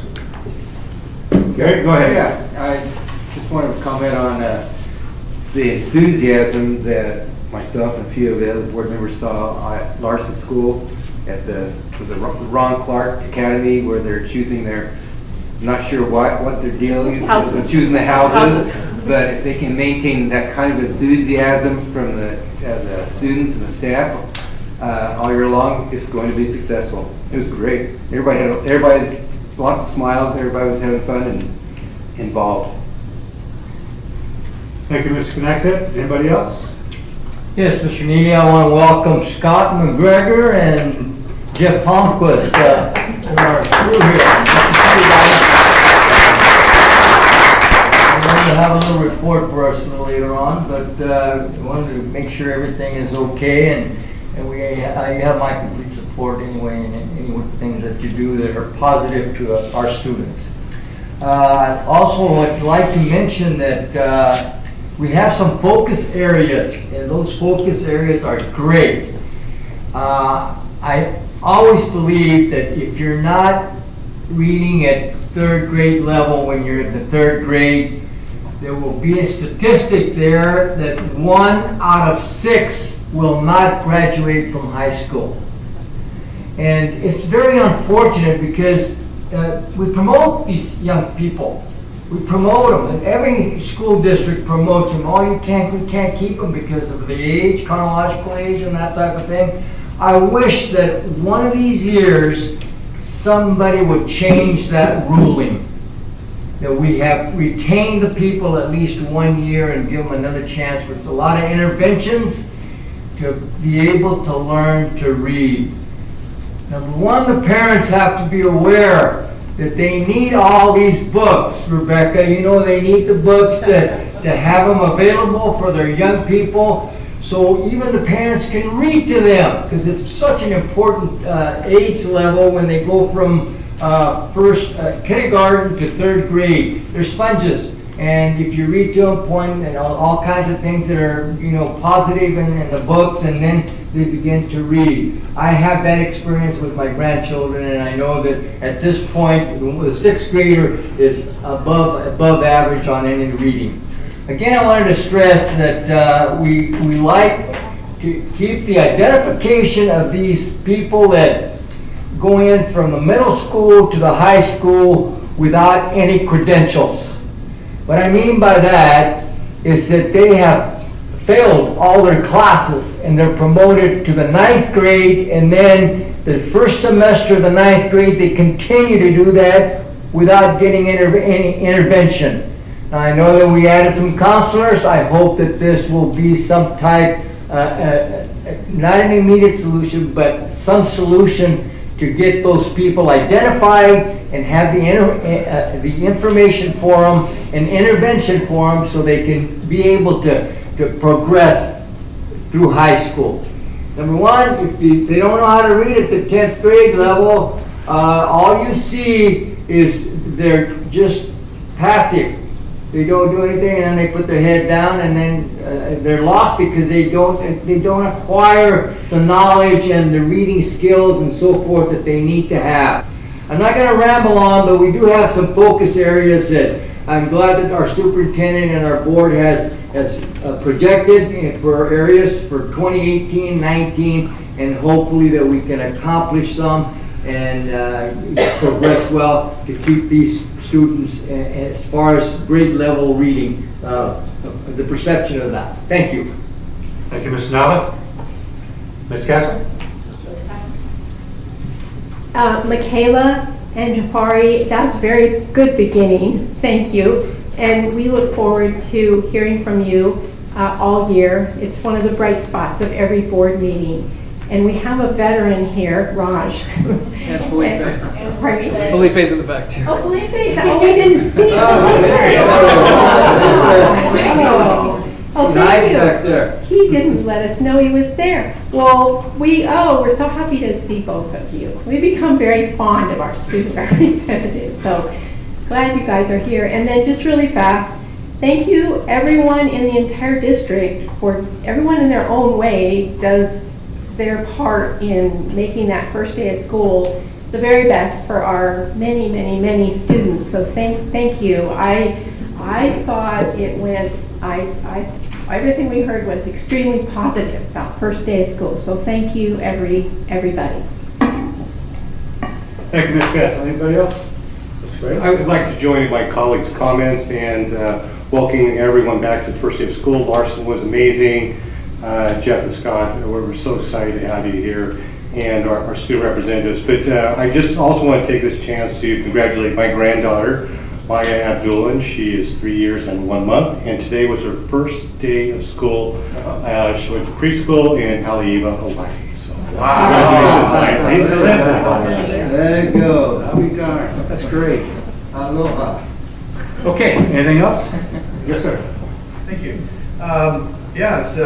Welcome back, everyone. We've got back to school nights coming up the next few weeks, which is always a busy and fun time.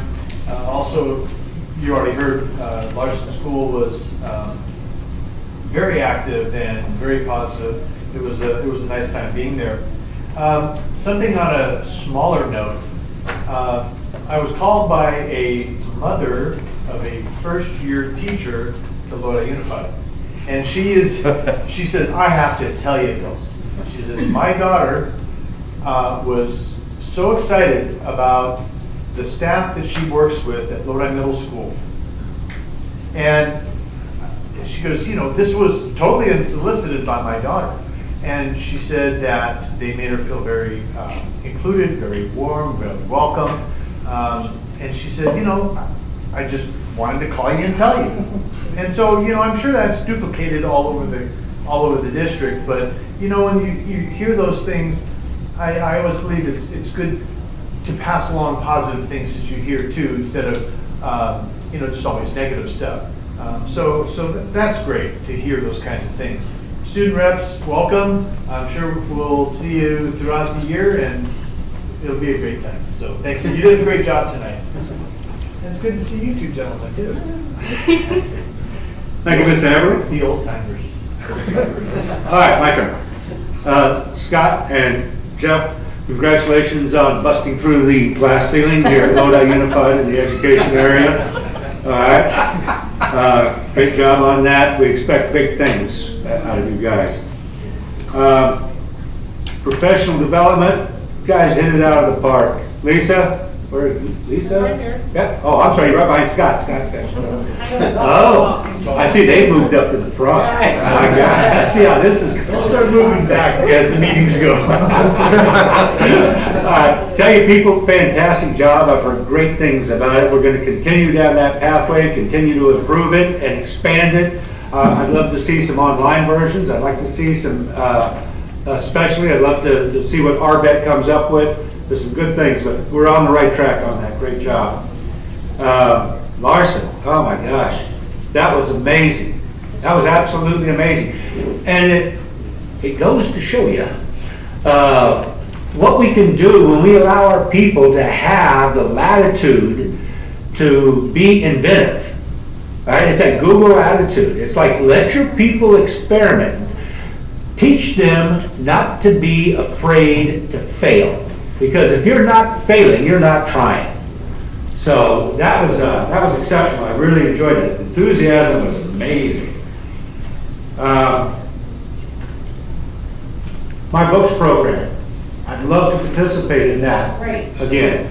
And I would love to encourage any of my board members who would like to participate in that too. Going and reading to those kids is unbelievable.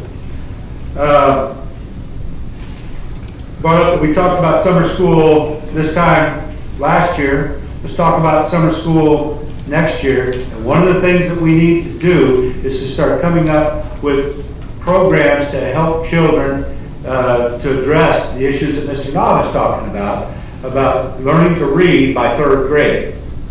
So we need programs in summer school for our families to help prepare kids for those early grades. Along those lines, I'm going to propose that we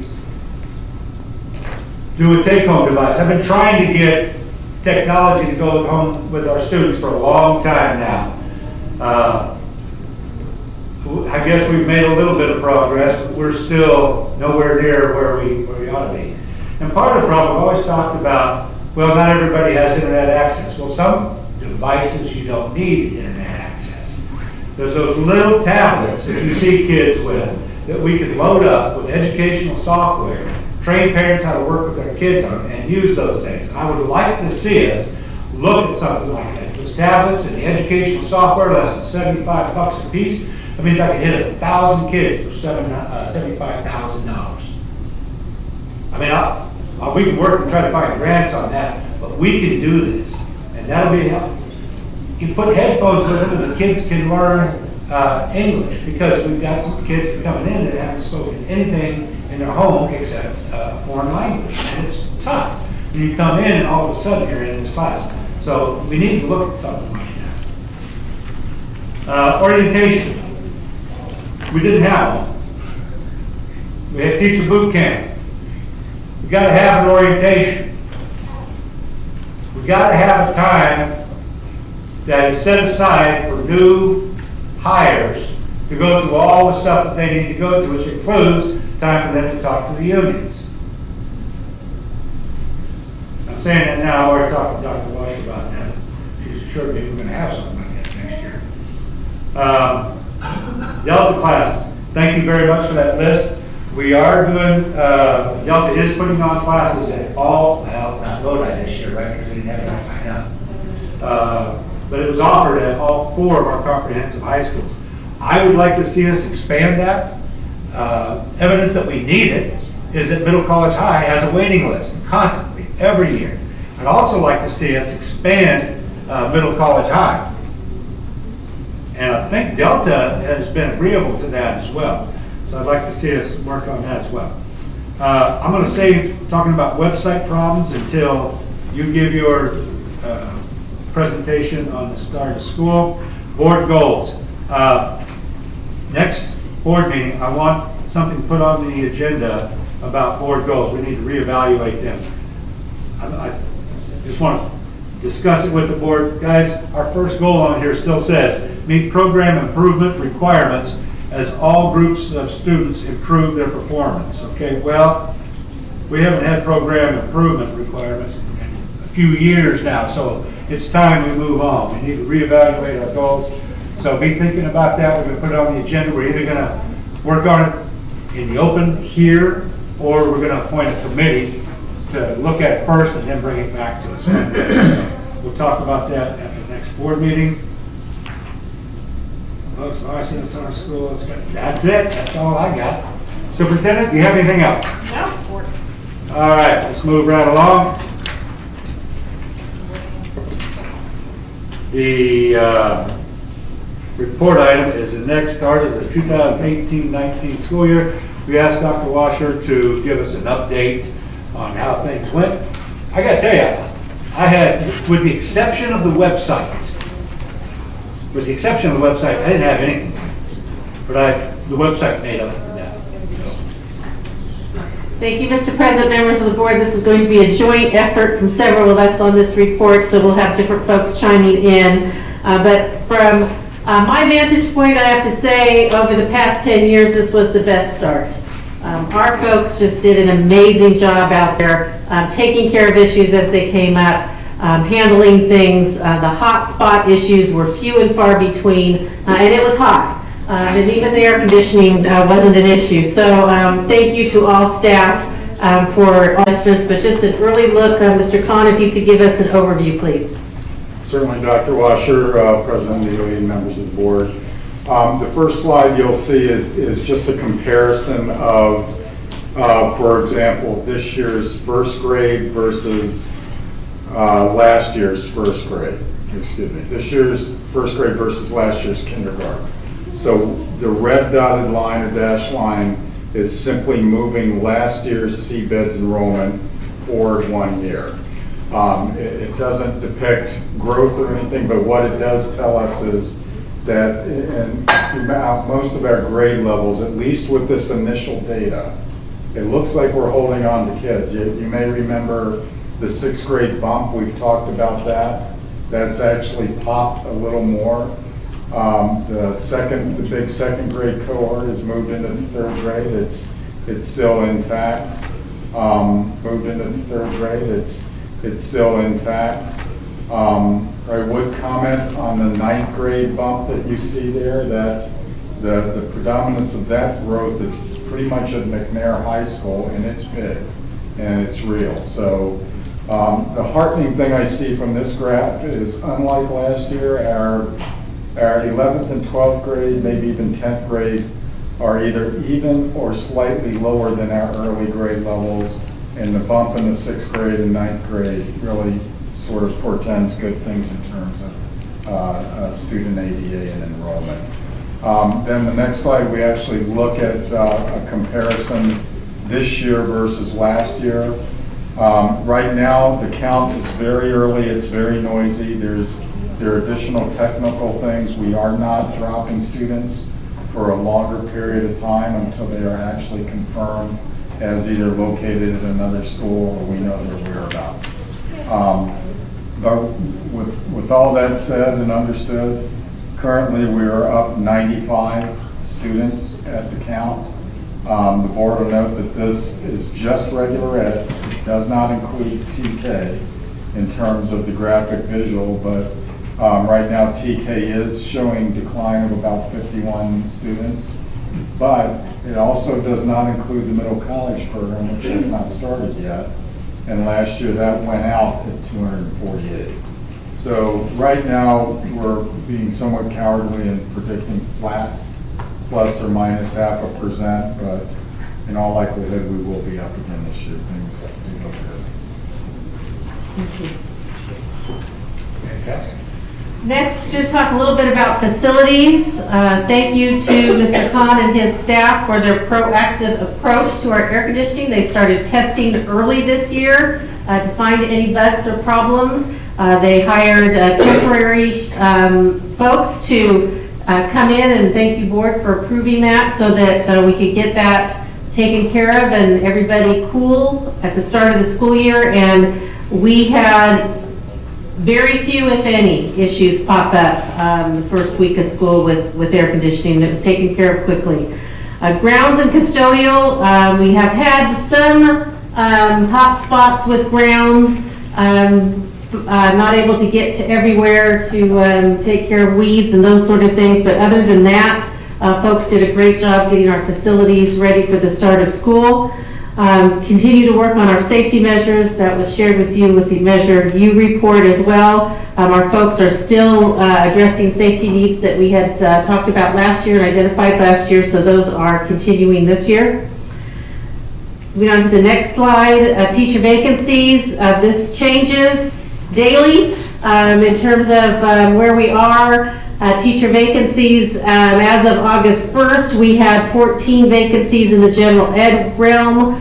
We had 9 support service positions open. Those are things like the intervention teachers, our 5th, 6th combo support. As you recall, we add support for those teachers, especially for math, because the program is so different in the 2 grades, and Read 180. A lot of these positions are half-time, 50% positions.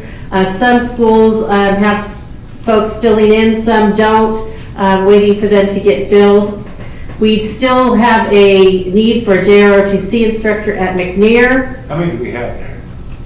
We have one, we need one? There is room for 2. We do not have 2. You want to take that position, Mr. No, I got the uniform hanging in the closet. Let me tell you. It almost does again now. We have 4 classroom music teachers vacant, and we have a need in special ed with some positions as well. Moving on to our combination classes. This slide has been updated from what was originally posted. We have 27 combo classes. We are reviewing numbers constantly to see how we can collapse some of them. We are confident that we'll be able to get this number down a little bit fairly soon. I put in the 5, 6 classes because those are the ones that have that additional support teacher. Usually it's a 50% position helping with the math program. So we have, at this point, 3 of those classes, but we're hoping to get that number down as we look at how the enrollment pans out. It's still early. Transportation, this continues to be an issue for us. We've talked to you in the past about the lack of available bus drivers and how that's impacting not only home to school transportation, but also field trips, athletic transportation. Folks out there at the school sites are getting concerned about that. Carlos Garcia does an amazing job magically taking care of things that need to get taken care of. I mean, he's out there driving a bus almost every day to help fill in the gap. At the beginning of the school, we did have some routes that did not have drivers. Some of it was due to vacancies and some of it was due to timing. We had drivers attend the CSEA conference the first week of school, so that was a short-term issue that obviously doesn't last all year. How many did you have attend? I believe there were 4. How many bus drivers do we have? 59. 59. Are you kidding me, or just bring that number off? 59. That was quick. That's good. 70 routes. He is, I guess. So, Deborah, you back there? Do we have 59, we sent 4? How'd that happen? The delegates are elected throughout the chapter. So it's people who are interested and then they apply and they are voted in. So it doesn't come from one particular group, it just comes from whoever comes to the meeting and then is a delegate. We have one transportation person who's on our executive board. So the executive board goes, But this year, all 3 alternate delegates were all from transportation. They were the people who came to the meeting and wanted to be voted in. Is there anything we can, Start a tour? yeah, is there anything we can kind of spread the wealth there so some of the other groups can go? It has happened on occasion where we have had other departments that were impacted like that, where we might have, say, 2 or 3 people from technology, 2 or 3 people from transportation, maintenance and operations. It just kind of, it's fluid from year to year depending upon who would like to go. Yeah, I just sense it's hard there on that. Okay, all right, well, thank you. Yeah, that was the thought too, is because Leah does the same thing on the same week. Why don't you guys call your... Nobody else starts this early. Well, just because we have a better calendar than everybody else. Maybe we should move the start of school. Let's start a week later, go a week later. Let the union figure that out, Mr. Meany. That would be tough because of Christmas break and getting your 9 weeks Let's let the in. administrators figure it out. Yeah. Dr. Washer? Yes, sir. I do have kind of a concern about athletic transportation, or lack of athletic transportation. It just seems to me that we're leaving the district open for a huge, huge lawsuit. No matter how many pieces of paper parents sign, I don't have a solution for it, but I think it's a bigger problem than maybe we're realizing. Our high school folks have expressed concern more so at the start of this year than before about athletic transportation, and the vans have helped. Yes. So that was a good decision that the board made. But yeah, that is a concern, as our field trips. You know, we're concerned that they may be canceled if bus drivers aren't available. Mr. Pond? We have scheduled a meeting, business services, the 4 comprehensive site principals, and then also the athletic directors. I honestly don't know what the answer is, but I do believe that we need to get heads together and look. It's time to pull out all the stops. If that includes requesting the other team to come and collect us at full cost, if we're able to ask those questions, and it's a bigger conversation. We do have to involve our bargaining unit on that type of conversation, but there is no easy solution to this. Every school district, not only in the state but in the country, I would imagine. Well, I appreciate you recognizing it. There is an issue here, because I wasn't sure that anybody saw it with me, but I appreciate that. You know, it is a problem. Mr. Collins, there is a solution to this. I've been involved with this, especially in athletics. If we can't get school transportation, we have some vendors that will come and pick those teams up at $500 a pop, okay? Which is almost the same cost that the district charges. Not quite, but we do provide the transportation, because the liability factor is such an important part. I don't know if Lodi Unified works with any outside vendors as far as transportation. If you do, you should plan ahead of time, and if you don't have these athletic transportation or field trips that can be utilized by the district, put on that transportation. That's the solution to it. We're willing to pay. But we do have bargaining agreements that we'd have to get through to Yeah, how long we have to wait those bargaining? I mean, the students are very important. I think the students are very important. It's liability factor. We're talking about millions and millions of dollars of liability. Anything happens to those kids, and I know Gary's aware of it, and I'm aware of it, because we've been in that field. We will continue to work on solutions, Mr. Thank you. Nolan. The next item, technology. We know that there have been issues transitioning to the new website. We had to speed things up. There was some circumstances outside of our control in terms of when the former vendor was going to expire service.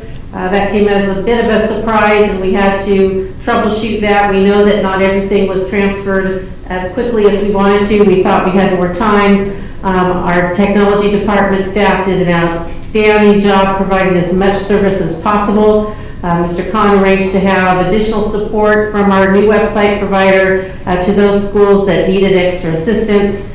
So thank you very much to staff for doing everything possible. But we know that we do have some issues still to work out. I know that Mr. Neely may want to comment. We also are working on the electronic device take-home effort. Millswood, Live Oak, and Krista are moving forward, getting parents to fill out their forms. We have parents are opting in for the low-cost insurance. So we're collecting all that information from parents as well. We do have devices going out at this time. Kids are taking them home. Teachers are helping us troubleshoot and identify issues with this group before we push it out to everybody.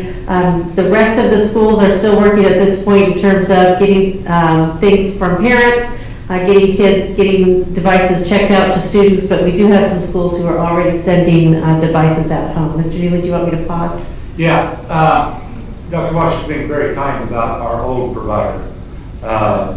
They really ripped us on that one. They said that they were going to allow that site to stay up and help us with the transition on this. And instead, they shortened the time twice, didn't they? And then wanted exorbitant amounts. By the way, one of the reasons that we're switching is because it was free, right? And now they're charging us. They started charging us for it. And we came up with Mr. Condit came up with a way better product.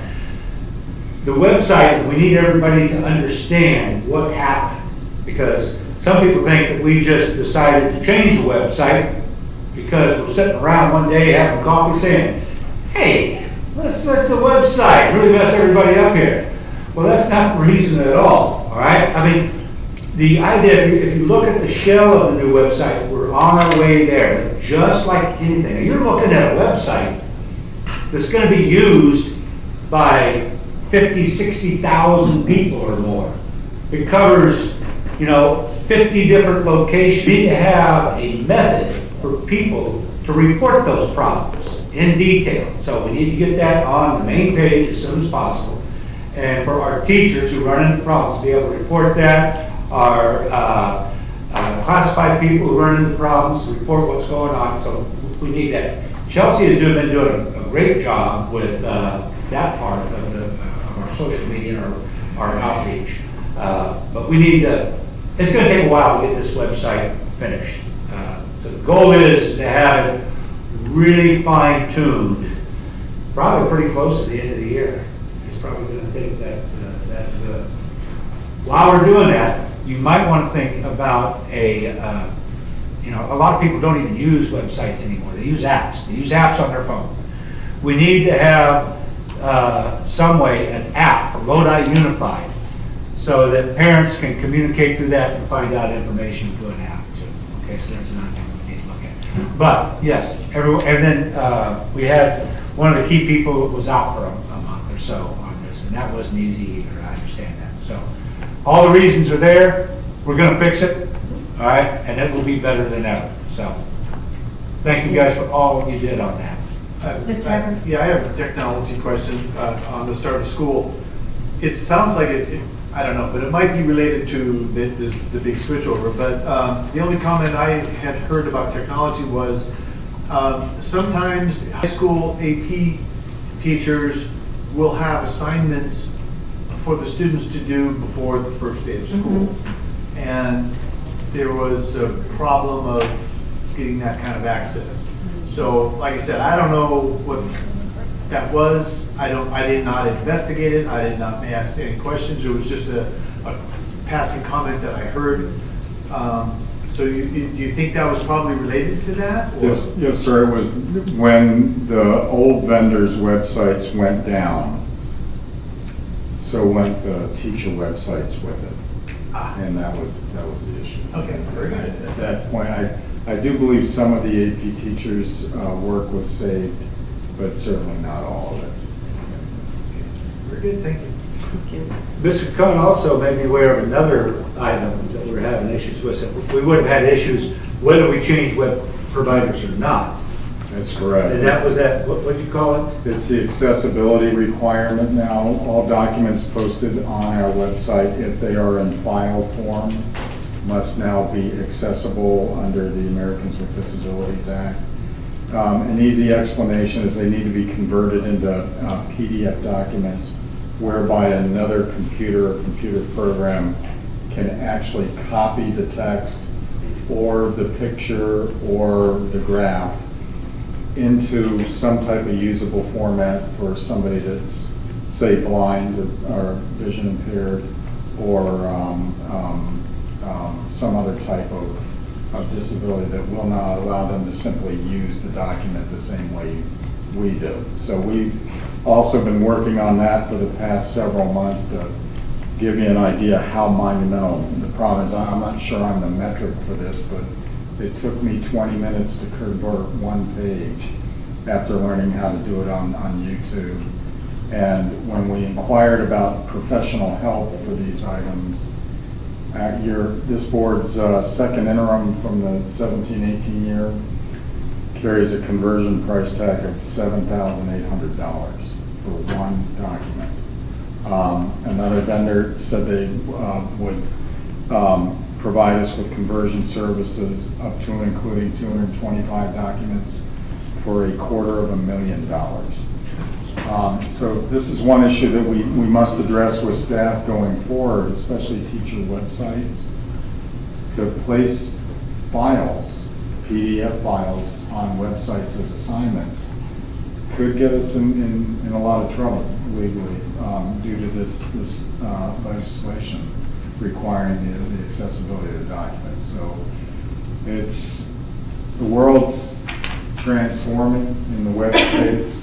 It's not all bad news. Things like HTML, the common text that you see on a website, does not need to be accessible. So that's one solution. I do know we were working a lot with the Krista and college staff on the website issue over the summer, and they're moving towards some of the free teacher sites like Weebly and Wix and EduBlogs. That seems to be a solution. It's not one size fits all. Google, by and large, is a fully compliant product. Not perfect, because kids have access to it, but parents don't unless they have the students' login information. But I think with a mix of all these products available, there's at least some working solution as we go forward. I don't think converting every single document is a cost-effective thing, certainly not something our department can recommend to the superintendent. It's just too costly. That gives me another question.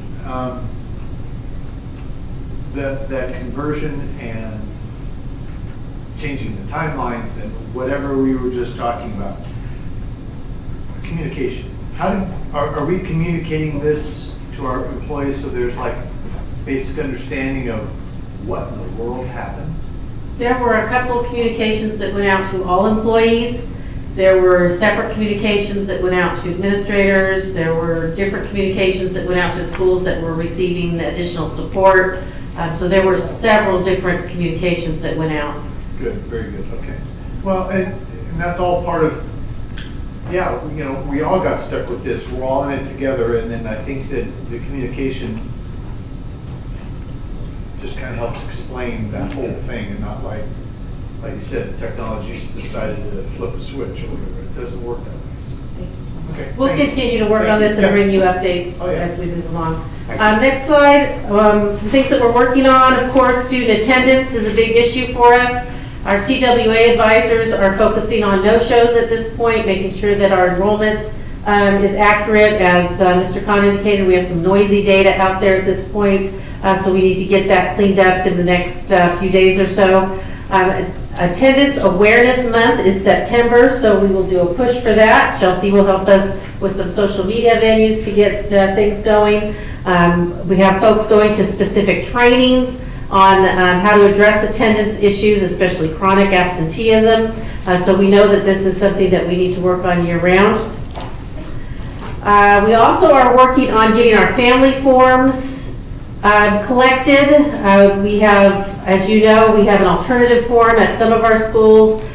We have the free reduced meal applications at some. We've done information meetings, letters have gone home. We'll be monitoring throughout the year, and we'll be doing some marketing efforts. Chelsea has worked with our nutrition services department to come up with this great poster here that's on display here at the side. This is going to be at all of our school sites, talking about healthy meals, who it applies to, what it is, how parents can help us by bringing in the forms. So we're going to do a big push to get folks aware of why it's important to get those forms in. The next slide shows you just a reminder of the schools that are identified. And those links also will take users to the documents. And I've asked Mr. McGregor and Mr. Palmquist to give a very brief overview of from their perspective, how things went at the beginning of the school site. So we'll ask Mr. McGregor to come up for the first time to the podium. I won't time you. A little bit of what you saw at the beginning of the school year. Thank you very much. President Neely, members of the board, Dr. Washer. Some of the things I heard you guys talk about is the excitement that you saw. And I've had the opportunity to go to almost all of the schools. I think I haven't quite gotten to Lockford yet, but from last Tuesday until today, I was at 3 schools this morning. It's such an exciting start, and we're hearing that again and again and again from all the principals. So just highlighting real quick, facilities, again, did an awesome job. The principals were very excited about how the schools were up and ready to go. Professional development days that they spent with their staffs was amazing. The enthusiasm that the principals were sharing was just incredible. Part of that, you've mentioned Borchert, the Get Your Teach On welcome they had with their students, and Larson with the house reveal was amazing. And every principal has had similar excitement about what they're doing with their students and with their teachers. So as a parent, a teacher, coach, administrator, sitting and listening to the enthusiasm that the principals had, made me think, man, if I had a kid in school, I'd want them there with you, because it was just so real and so exciting to hear all that they shared with me. The collaboration going on at the schools with the teachers, again, amazing. And I'll just push that to the administrative collaboration that we had on the 24th and 25th. It was exciting to see our administrators working together to solve and come up with ideas on how we can better our programs. And then finally, I'm just grateful to be working with Jeff. We've had the opportunity to collaborate quite a bit on the articulation from kindergarten to 12th grade, talking about the principals meetings we do with our respective divisions, and starting to talk about the PLC conversations and the visits that we're going to be making. So there's a lot of enthusiasm, a lot of excitement, and we're just really excited about the work we're going to be doing. And it was great to see you guys out at the Larson show, and we'll keep that energy going. So thank you very much. Thank you. And now Mr. Bonquist, please. All right, thank you, President Neely, members of the board, Dr. Washer. Some of the issues that were discussed notwithstanding, this was an amazing start to the school year. I don't have quite as many schools as Scott, so I was able to join every single site for their first day of school. The middle school starts a day early with 7th graders, so the opportunity to visit them on that day, and then on the next day to visit all of the high schools. And I know that it's been a priority for the board and for Dr. Washer that we create positive, safe schools with customer service at the front of our mind as we're approaching our families. And I saw evidence of that everywhere. I think we heard some reports on No Backpack Day. I visited Bear Creek. They did some start of school rallies to welcome, the leadership teams welcomed students. I know 3 of our schools, Delta Sierra, Bear Creek, and Lodi High School, worked with Phil Boyd, who wrote a book called Culture by Design, and really some positive feedback from teachers and principals on that positive focus of starting the school year. So we got some early dividends on that. We're already getting some traction on CTE. Even though I'm there to visit students, that's part of the conversation. We're seeing some traction on expanding some of the current programs that we have, and I know that the board and Dr. Washer have set priorities around CTE computer science, and I'm pleased to report we are already making progress in week 1, week 2 towards realizing that goal. So that's something that I think you'll be pleased to hear. It's been a real pleasure partnering with Scott and the cabinet. I'm really honored to be a part of that team, and so that's meant something to me personally. But the thing that's meant the most to me personally is I've set a goal for myself to eat lunch with our students at every single site that I serve, and I've been able to do that at 4 campuses. I went to Henderson and had lunch there, Lodi Middle School, McNair, and Bear Creek, and I thought I'd share just because I heard some similar things reported. I met a young man, T. I'm just giving you his initial because I didn't ask him if I could share this. At McNair today, we shared a sandwich. Well, I ate a sandwich. He was eating another sandwich. We didn't share the same sandwich, but we both ate sandwiches and shared a conversation. And I just asked him, how's school year start for you? That's what I'm asking students when I'm eating lunch with them. And he said, yeah, it's been a good start. I said, well, what are you excited about? What are you focusing on? I said, I need to focus. I'm a junior. I need to focus on integrated math 3. So why do you need to do that? Why do you need to focus on that? Well, it's been an area that I haven't been as strong in, and I want to go to Morehouse. And I want to get into music production, and so I asked him, well, is anybody helping you with that? I mean, have you told anybody that that's what you want to do? And he said, yeah, I talked to my counselor. My counselor, we're going to meet again, and they're helping me with a plan. I thought that is what the start of school is about. A young man who's got his eyes set a couple steps ahead, wants to go to Morehouse, and he's doing the things he needs to do to improve himself. And so I heard stories like that at all of those campuses, and I think, wow, that's the way to start a school year. You're not supposed to play favorites, and I'll end with this. I found some favorite students. That's dangerous in our game to play favorites. But the Viking crew at Lodi Middle, who was a leadership team and we saw this at our middle schools, they help orient the 7th grade students that come on. Another very positive school culture piece. Dressed exactly like this when I entered Lodi Middle School. 2 Viking crew members came up and asked me, are you a new young teacher? And I said, you are my favorite student in the district. And with that, I'll just say thank you so much. Such positive momentum. We're going to keep it up, and we're going to address the issues as they come up. Thank you so much. Thank you. Thank you. Great to hear the excitement.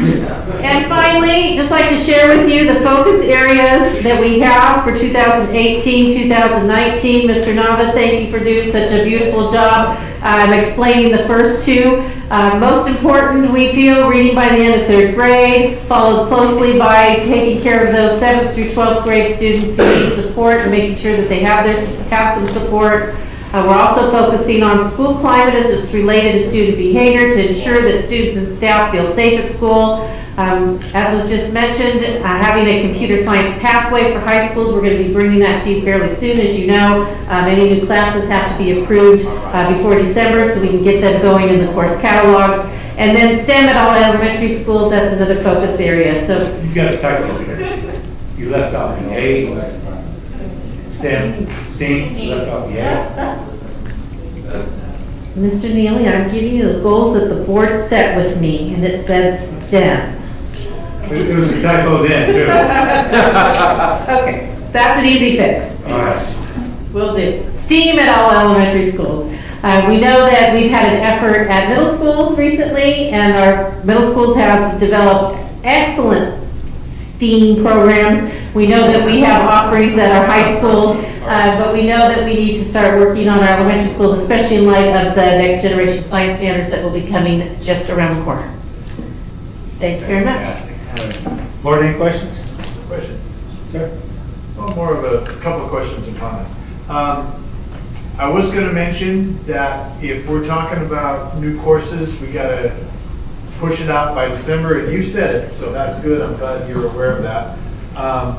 And that's very important. And you know, Jeff, every time I go to a school, I get that same question. You must be a new board member, you know? What can I say? Anyway, on the start of school, I know there's a quick turnaround, generally speaking. Then when you have summer school at one of the high schools, of course, you have that much less time to turn it around. And it's kind of like the start of school is all hands on deck. And I guess this is to you, Mr. Khan, is there any way that we can kind of really concentrate and get this as much done as we can? Unfortunately, and like I would love to see, is more custodial help, more grounds help, more maintenance help. Because my vision is when a child comes to school, that first day of school, that thing looks great, outside and inside. And I do have an example of a classroom that slipped through the cracks, and it was really bad. And I was there cleaning it. So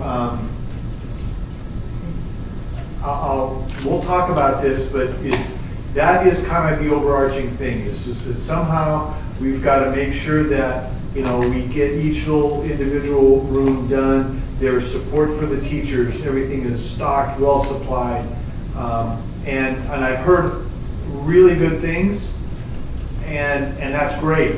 But that doesn't mean that it's all over, done. It means that we have to keep up that pressure every single year and really try to focus on getting facilities and grounds really just real tight. Because by the time they get to high school and you tell the high school kid, education's your path, education's important, and then they come to a classroom that's like, really? Look at this. So we don't want those examples. I mean, sheetrock coming off the walls, things like that. So that's not cool.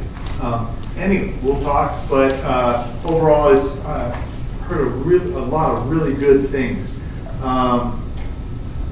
One of the things about the start of school that still disturbs me, and I thought we had given direction to take care of this last year when it came up, is new employee orientation / boot camp.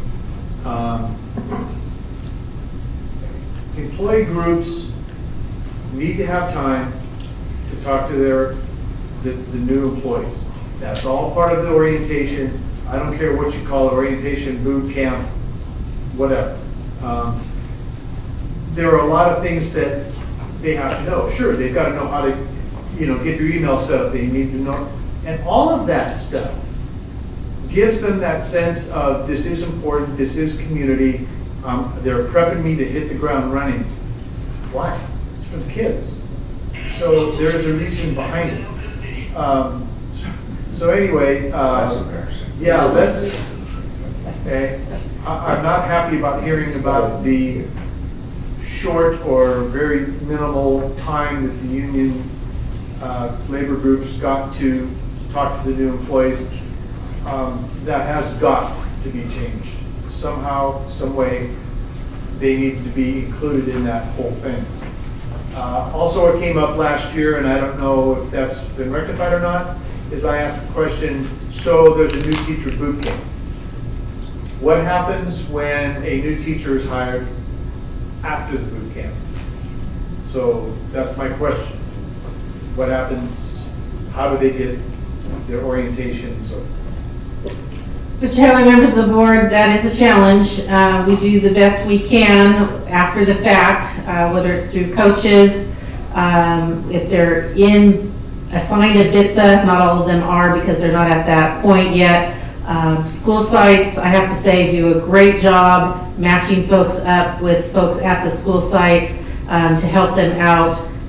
But it is something that's, I guess there isn't a uniform procedure, but it is a challenge. And Mr. McKellian would like to add. Okay, sure. Just to clarify here, some people don't get confused because with the new requirement giving employee unions access to new employee orientations / onboarding, the new orientation, or the teacher orientation as we locally called it, or boot camp, is not an orientation the same as the definition of that.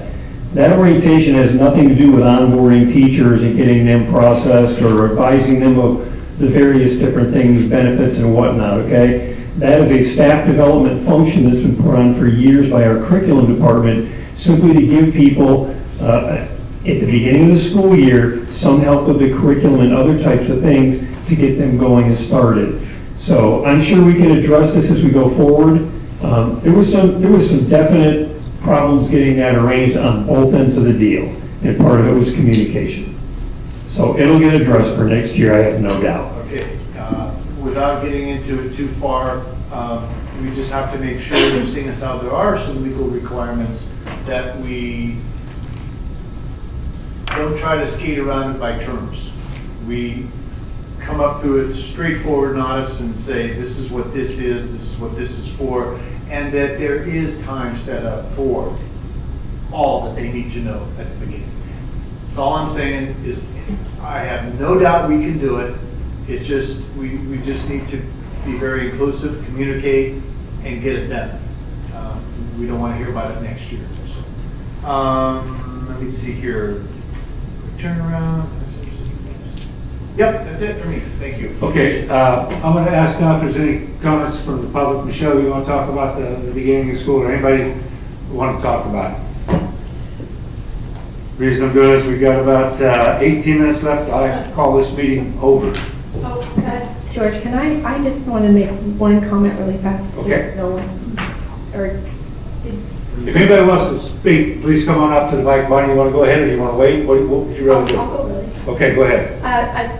The next board meeting I will have to do remotely, and I haven't had a chance to thank Chelsea, Scott, and Jeff for taking on your new roles. It's to our great benefit, and I mean that most sincerely, so thank you so much. Thank you, Ms. Castle. I'm sure you got something on this, Michelle? Well, I think there were some changes from when this report came out about combination classes. I know that's a concern for everybody. We like to see that those numbers are going down. However, we also would still like to see no K1s, because that is a trouble. We identify with you the transportation issue and the conversation that we had today. We get to that end result where they're told there is no bus. With student attendance last year, we had, I think it was Marvel, who did, we thought, an outstanding reward system for student attendance. And I just would point out, and I don't remember what it was, but she really had something good going on that maybe we need to multiply at other sites, whatever that was. All right, thank you, Michelle. Rebecca, you had something? Related to focus area? Sure. I just want to let everyone know, I work as part of a coalition, like a committee member for University of the Pacific's Reading by Third Grade, and so they have a San Joaquin County report card. And so yes, Mr. Nava, yes, all of those data and statistics do apply. So what part of my outreach I'll do is I'll identify what schools are Title I, and the Obama administration did come up with an open ebook policy, and so all Title I funded schools do receive free ebooks from hundreds of different publishers, so thousands of books. So if you have devices going home to students, I think that would be something, for access. I think that was the intent of this policy, and so that is something that's a benefit to having that technology and having that access, but I'll make sure that I touch base with all the administration regarding that. But yes, I'm here to help support any way I can with the Reading by Third. Fantastic. Thank you. Thank you. Deborah, do you have any comments? I actually just had a question, well, kind of a question. I just had a report that on or about the first day of school, Henderson had no water, but that's been rectified now, or was that a report? I don't know. Yeah, we had something with the well, right? There was something in the well, Mr. Conn? I don't know if I'm pronouncing this right. I'm told that it's a relatively new test for water quality, but it's 1,2,3 TCP for short, but I think it's 1,2,3 trichloropropane. And in the Henderson well water, it was above the maximum level. So the water cannot be used. The water for drinking and the water for hand washing could not be used. So since July 9th, the Henderson site has had bottled water delivered, I believe, every day. There are also portable hand washing stations, and then they call it hygienic water. The toilets are usable as is. We are awaiting direction from San Joaquin County as to possible intermediation or improvement of the well water, or it might even require us drilling a separate well to try and find a better, cleaner water source. This is not a short-term solution problem. We have at least one agency that will be involved. The water board will probably have some input into it as well. And I think the site's been well prepared for a lengthy resolution process. So I think, is Henderson a transport for their food service? Or do they actually do Yes. food service? They're a transport? Yes. Okay, so they don't have to worry about the cleaning of their. All right, I just forgot to ask earlier. Thank you. All right, thank you, Deborah. Any other comments from the board? Sir? Dr. Washer, thank you for the great report. Mr. Khan, Jeff, Scott, everyone, and thank you everyone Lodi for taking good care of our kids. I think the vast majority of this was positive, and the first day of school was amazingly positive. So I'm excited, like I said earlier, for a very good year. I think, and thank you for the report about this, and I look forward to what we're going to do. Thank you, Ms. Tracy. Anybody else? All right, real quick. You guys did a great job at the beginning of school. You can't bring 30,000 people back to locations all at one time and expect everything to be absolutely perfect. That ain't happening. So you guys did a fantastic job. The work on the air conditioner, I had no complaints this year, which was way different than last year.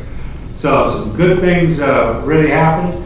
As Mr. Everly noted, we will continue to press ahead, and we'll try to make it perfect. You never hit perfection, but we'll always try. And that's the only comment that I have. I did want to piggyback. I, driving around, noticed that there were a lot of people the week before school working on air conditioners and checking them and stuff. And I've heard a lot of really great comments. And man, does that make a difference? That is, I'm glad everybody thought about getting them in ahead of time and check those things out. So thank you for that. If I can recognize that team, they started on July 9th, running everything and testing them. There were 62 broken that first week. And they were, after the first week, only 7 of those were not functioning. But by sometime in the middle of next week, those were all working. Shortly thereafter, all the teachers arrived, and another 25 were found to be malfunctioning. And all of those were addressed as well. So they did a great job. It was a good turnaround, yeah. Fantastic. Okay, thank you guys very much. Board Advisory Committee reports, anybody got anything to say? If not, we are not returning to closed session, and Scott and Jeff don't expect any meetings in the future to be this easy on you, okay? This is your first meeting. We gave you guys a little slack this time, all right? Next week is just like everybody else. I'm going to be adjourned. Let's do it.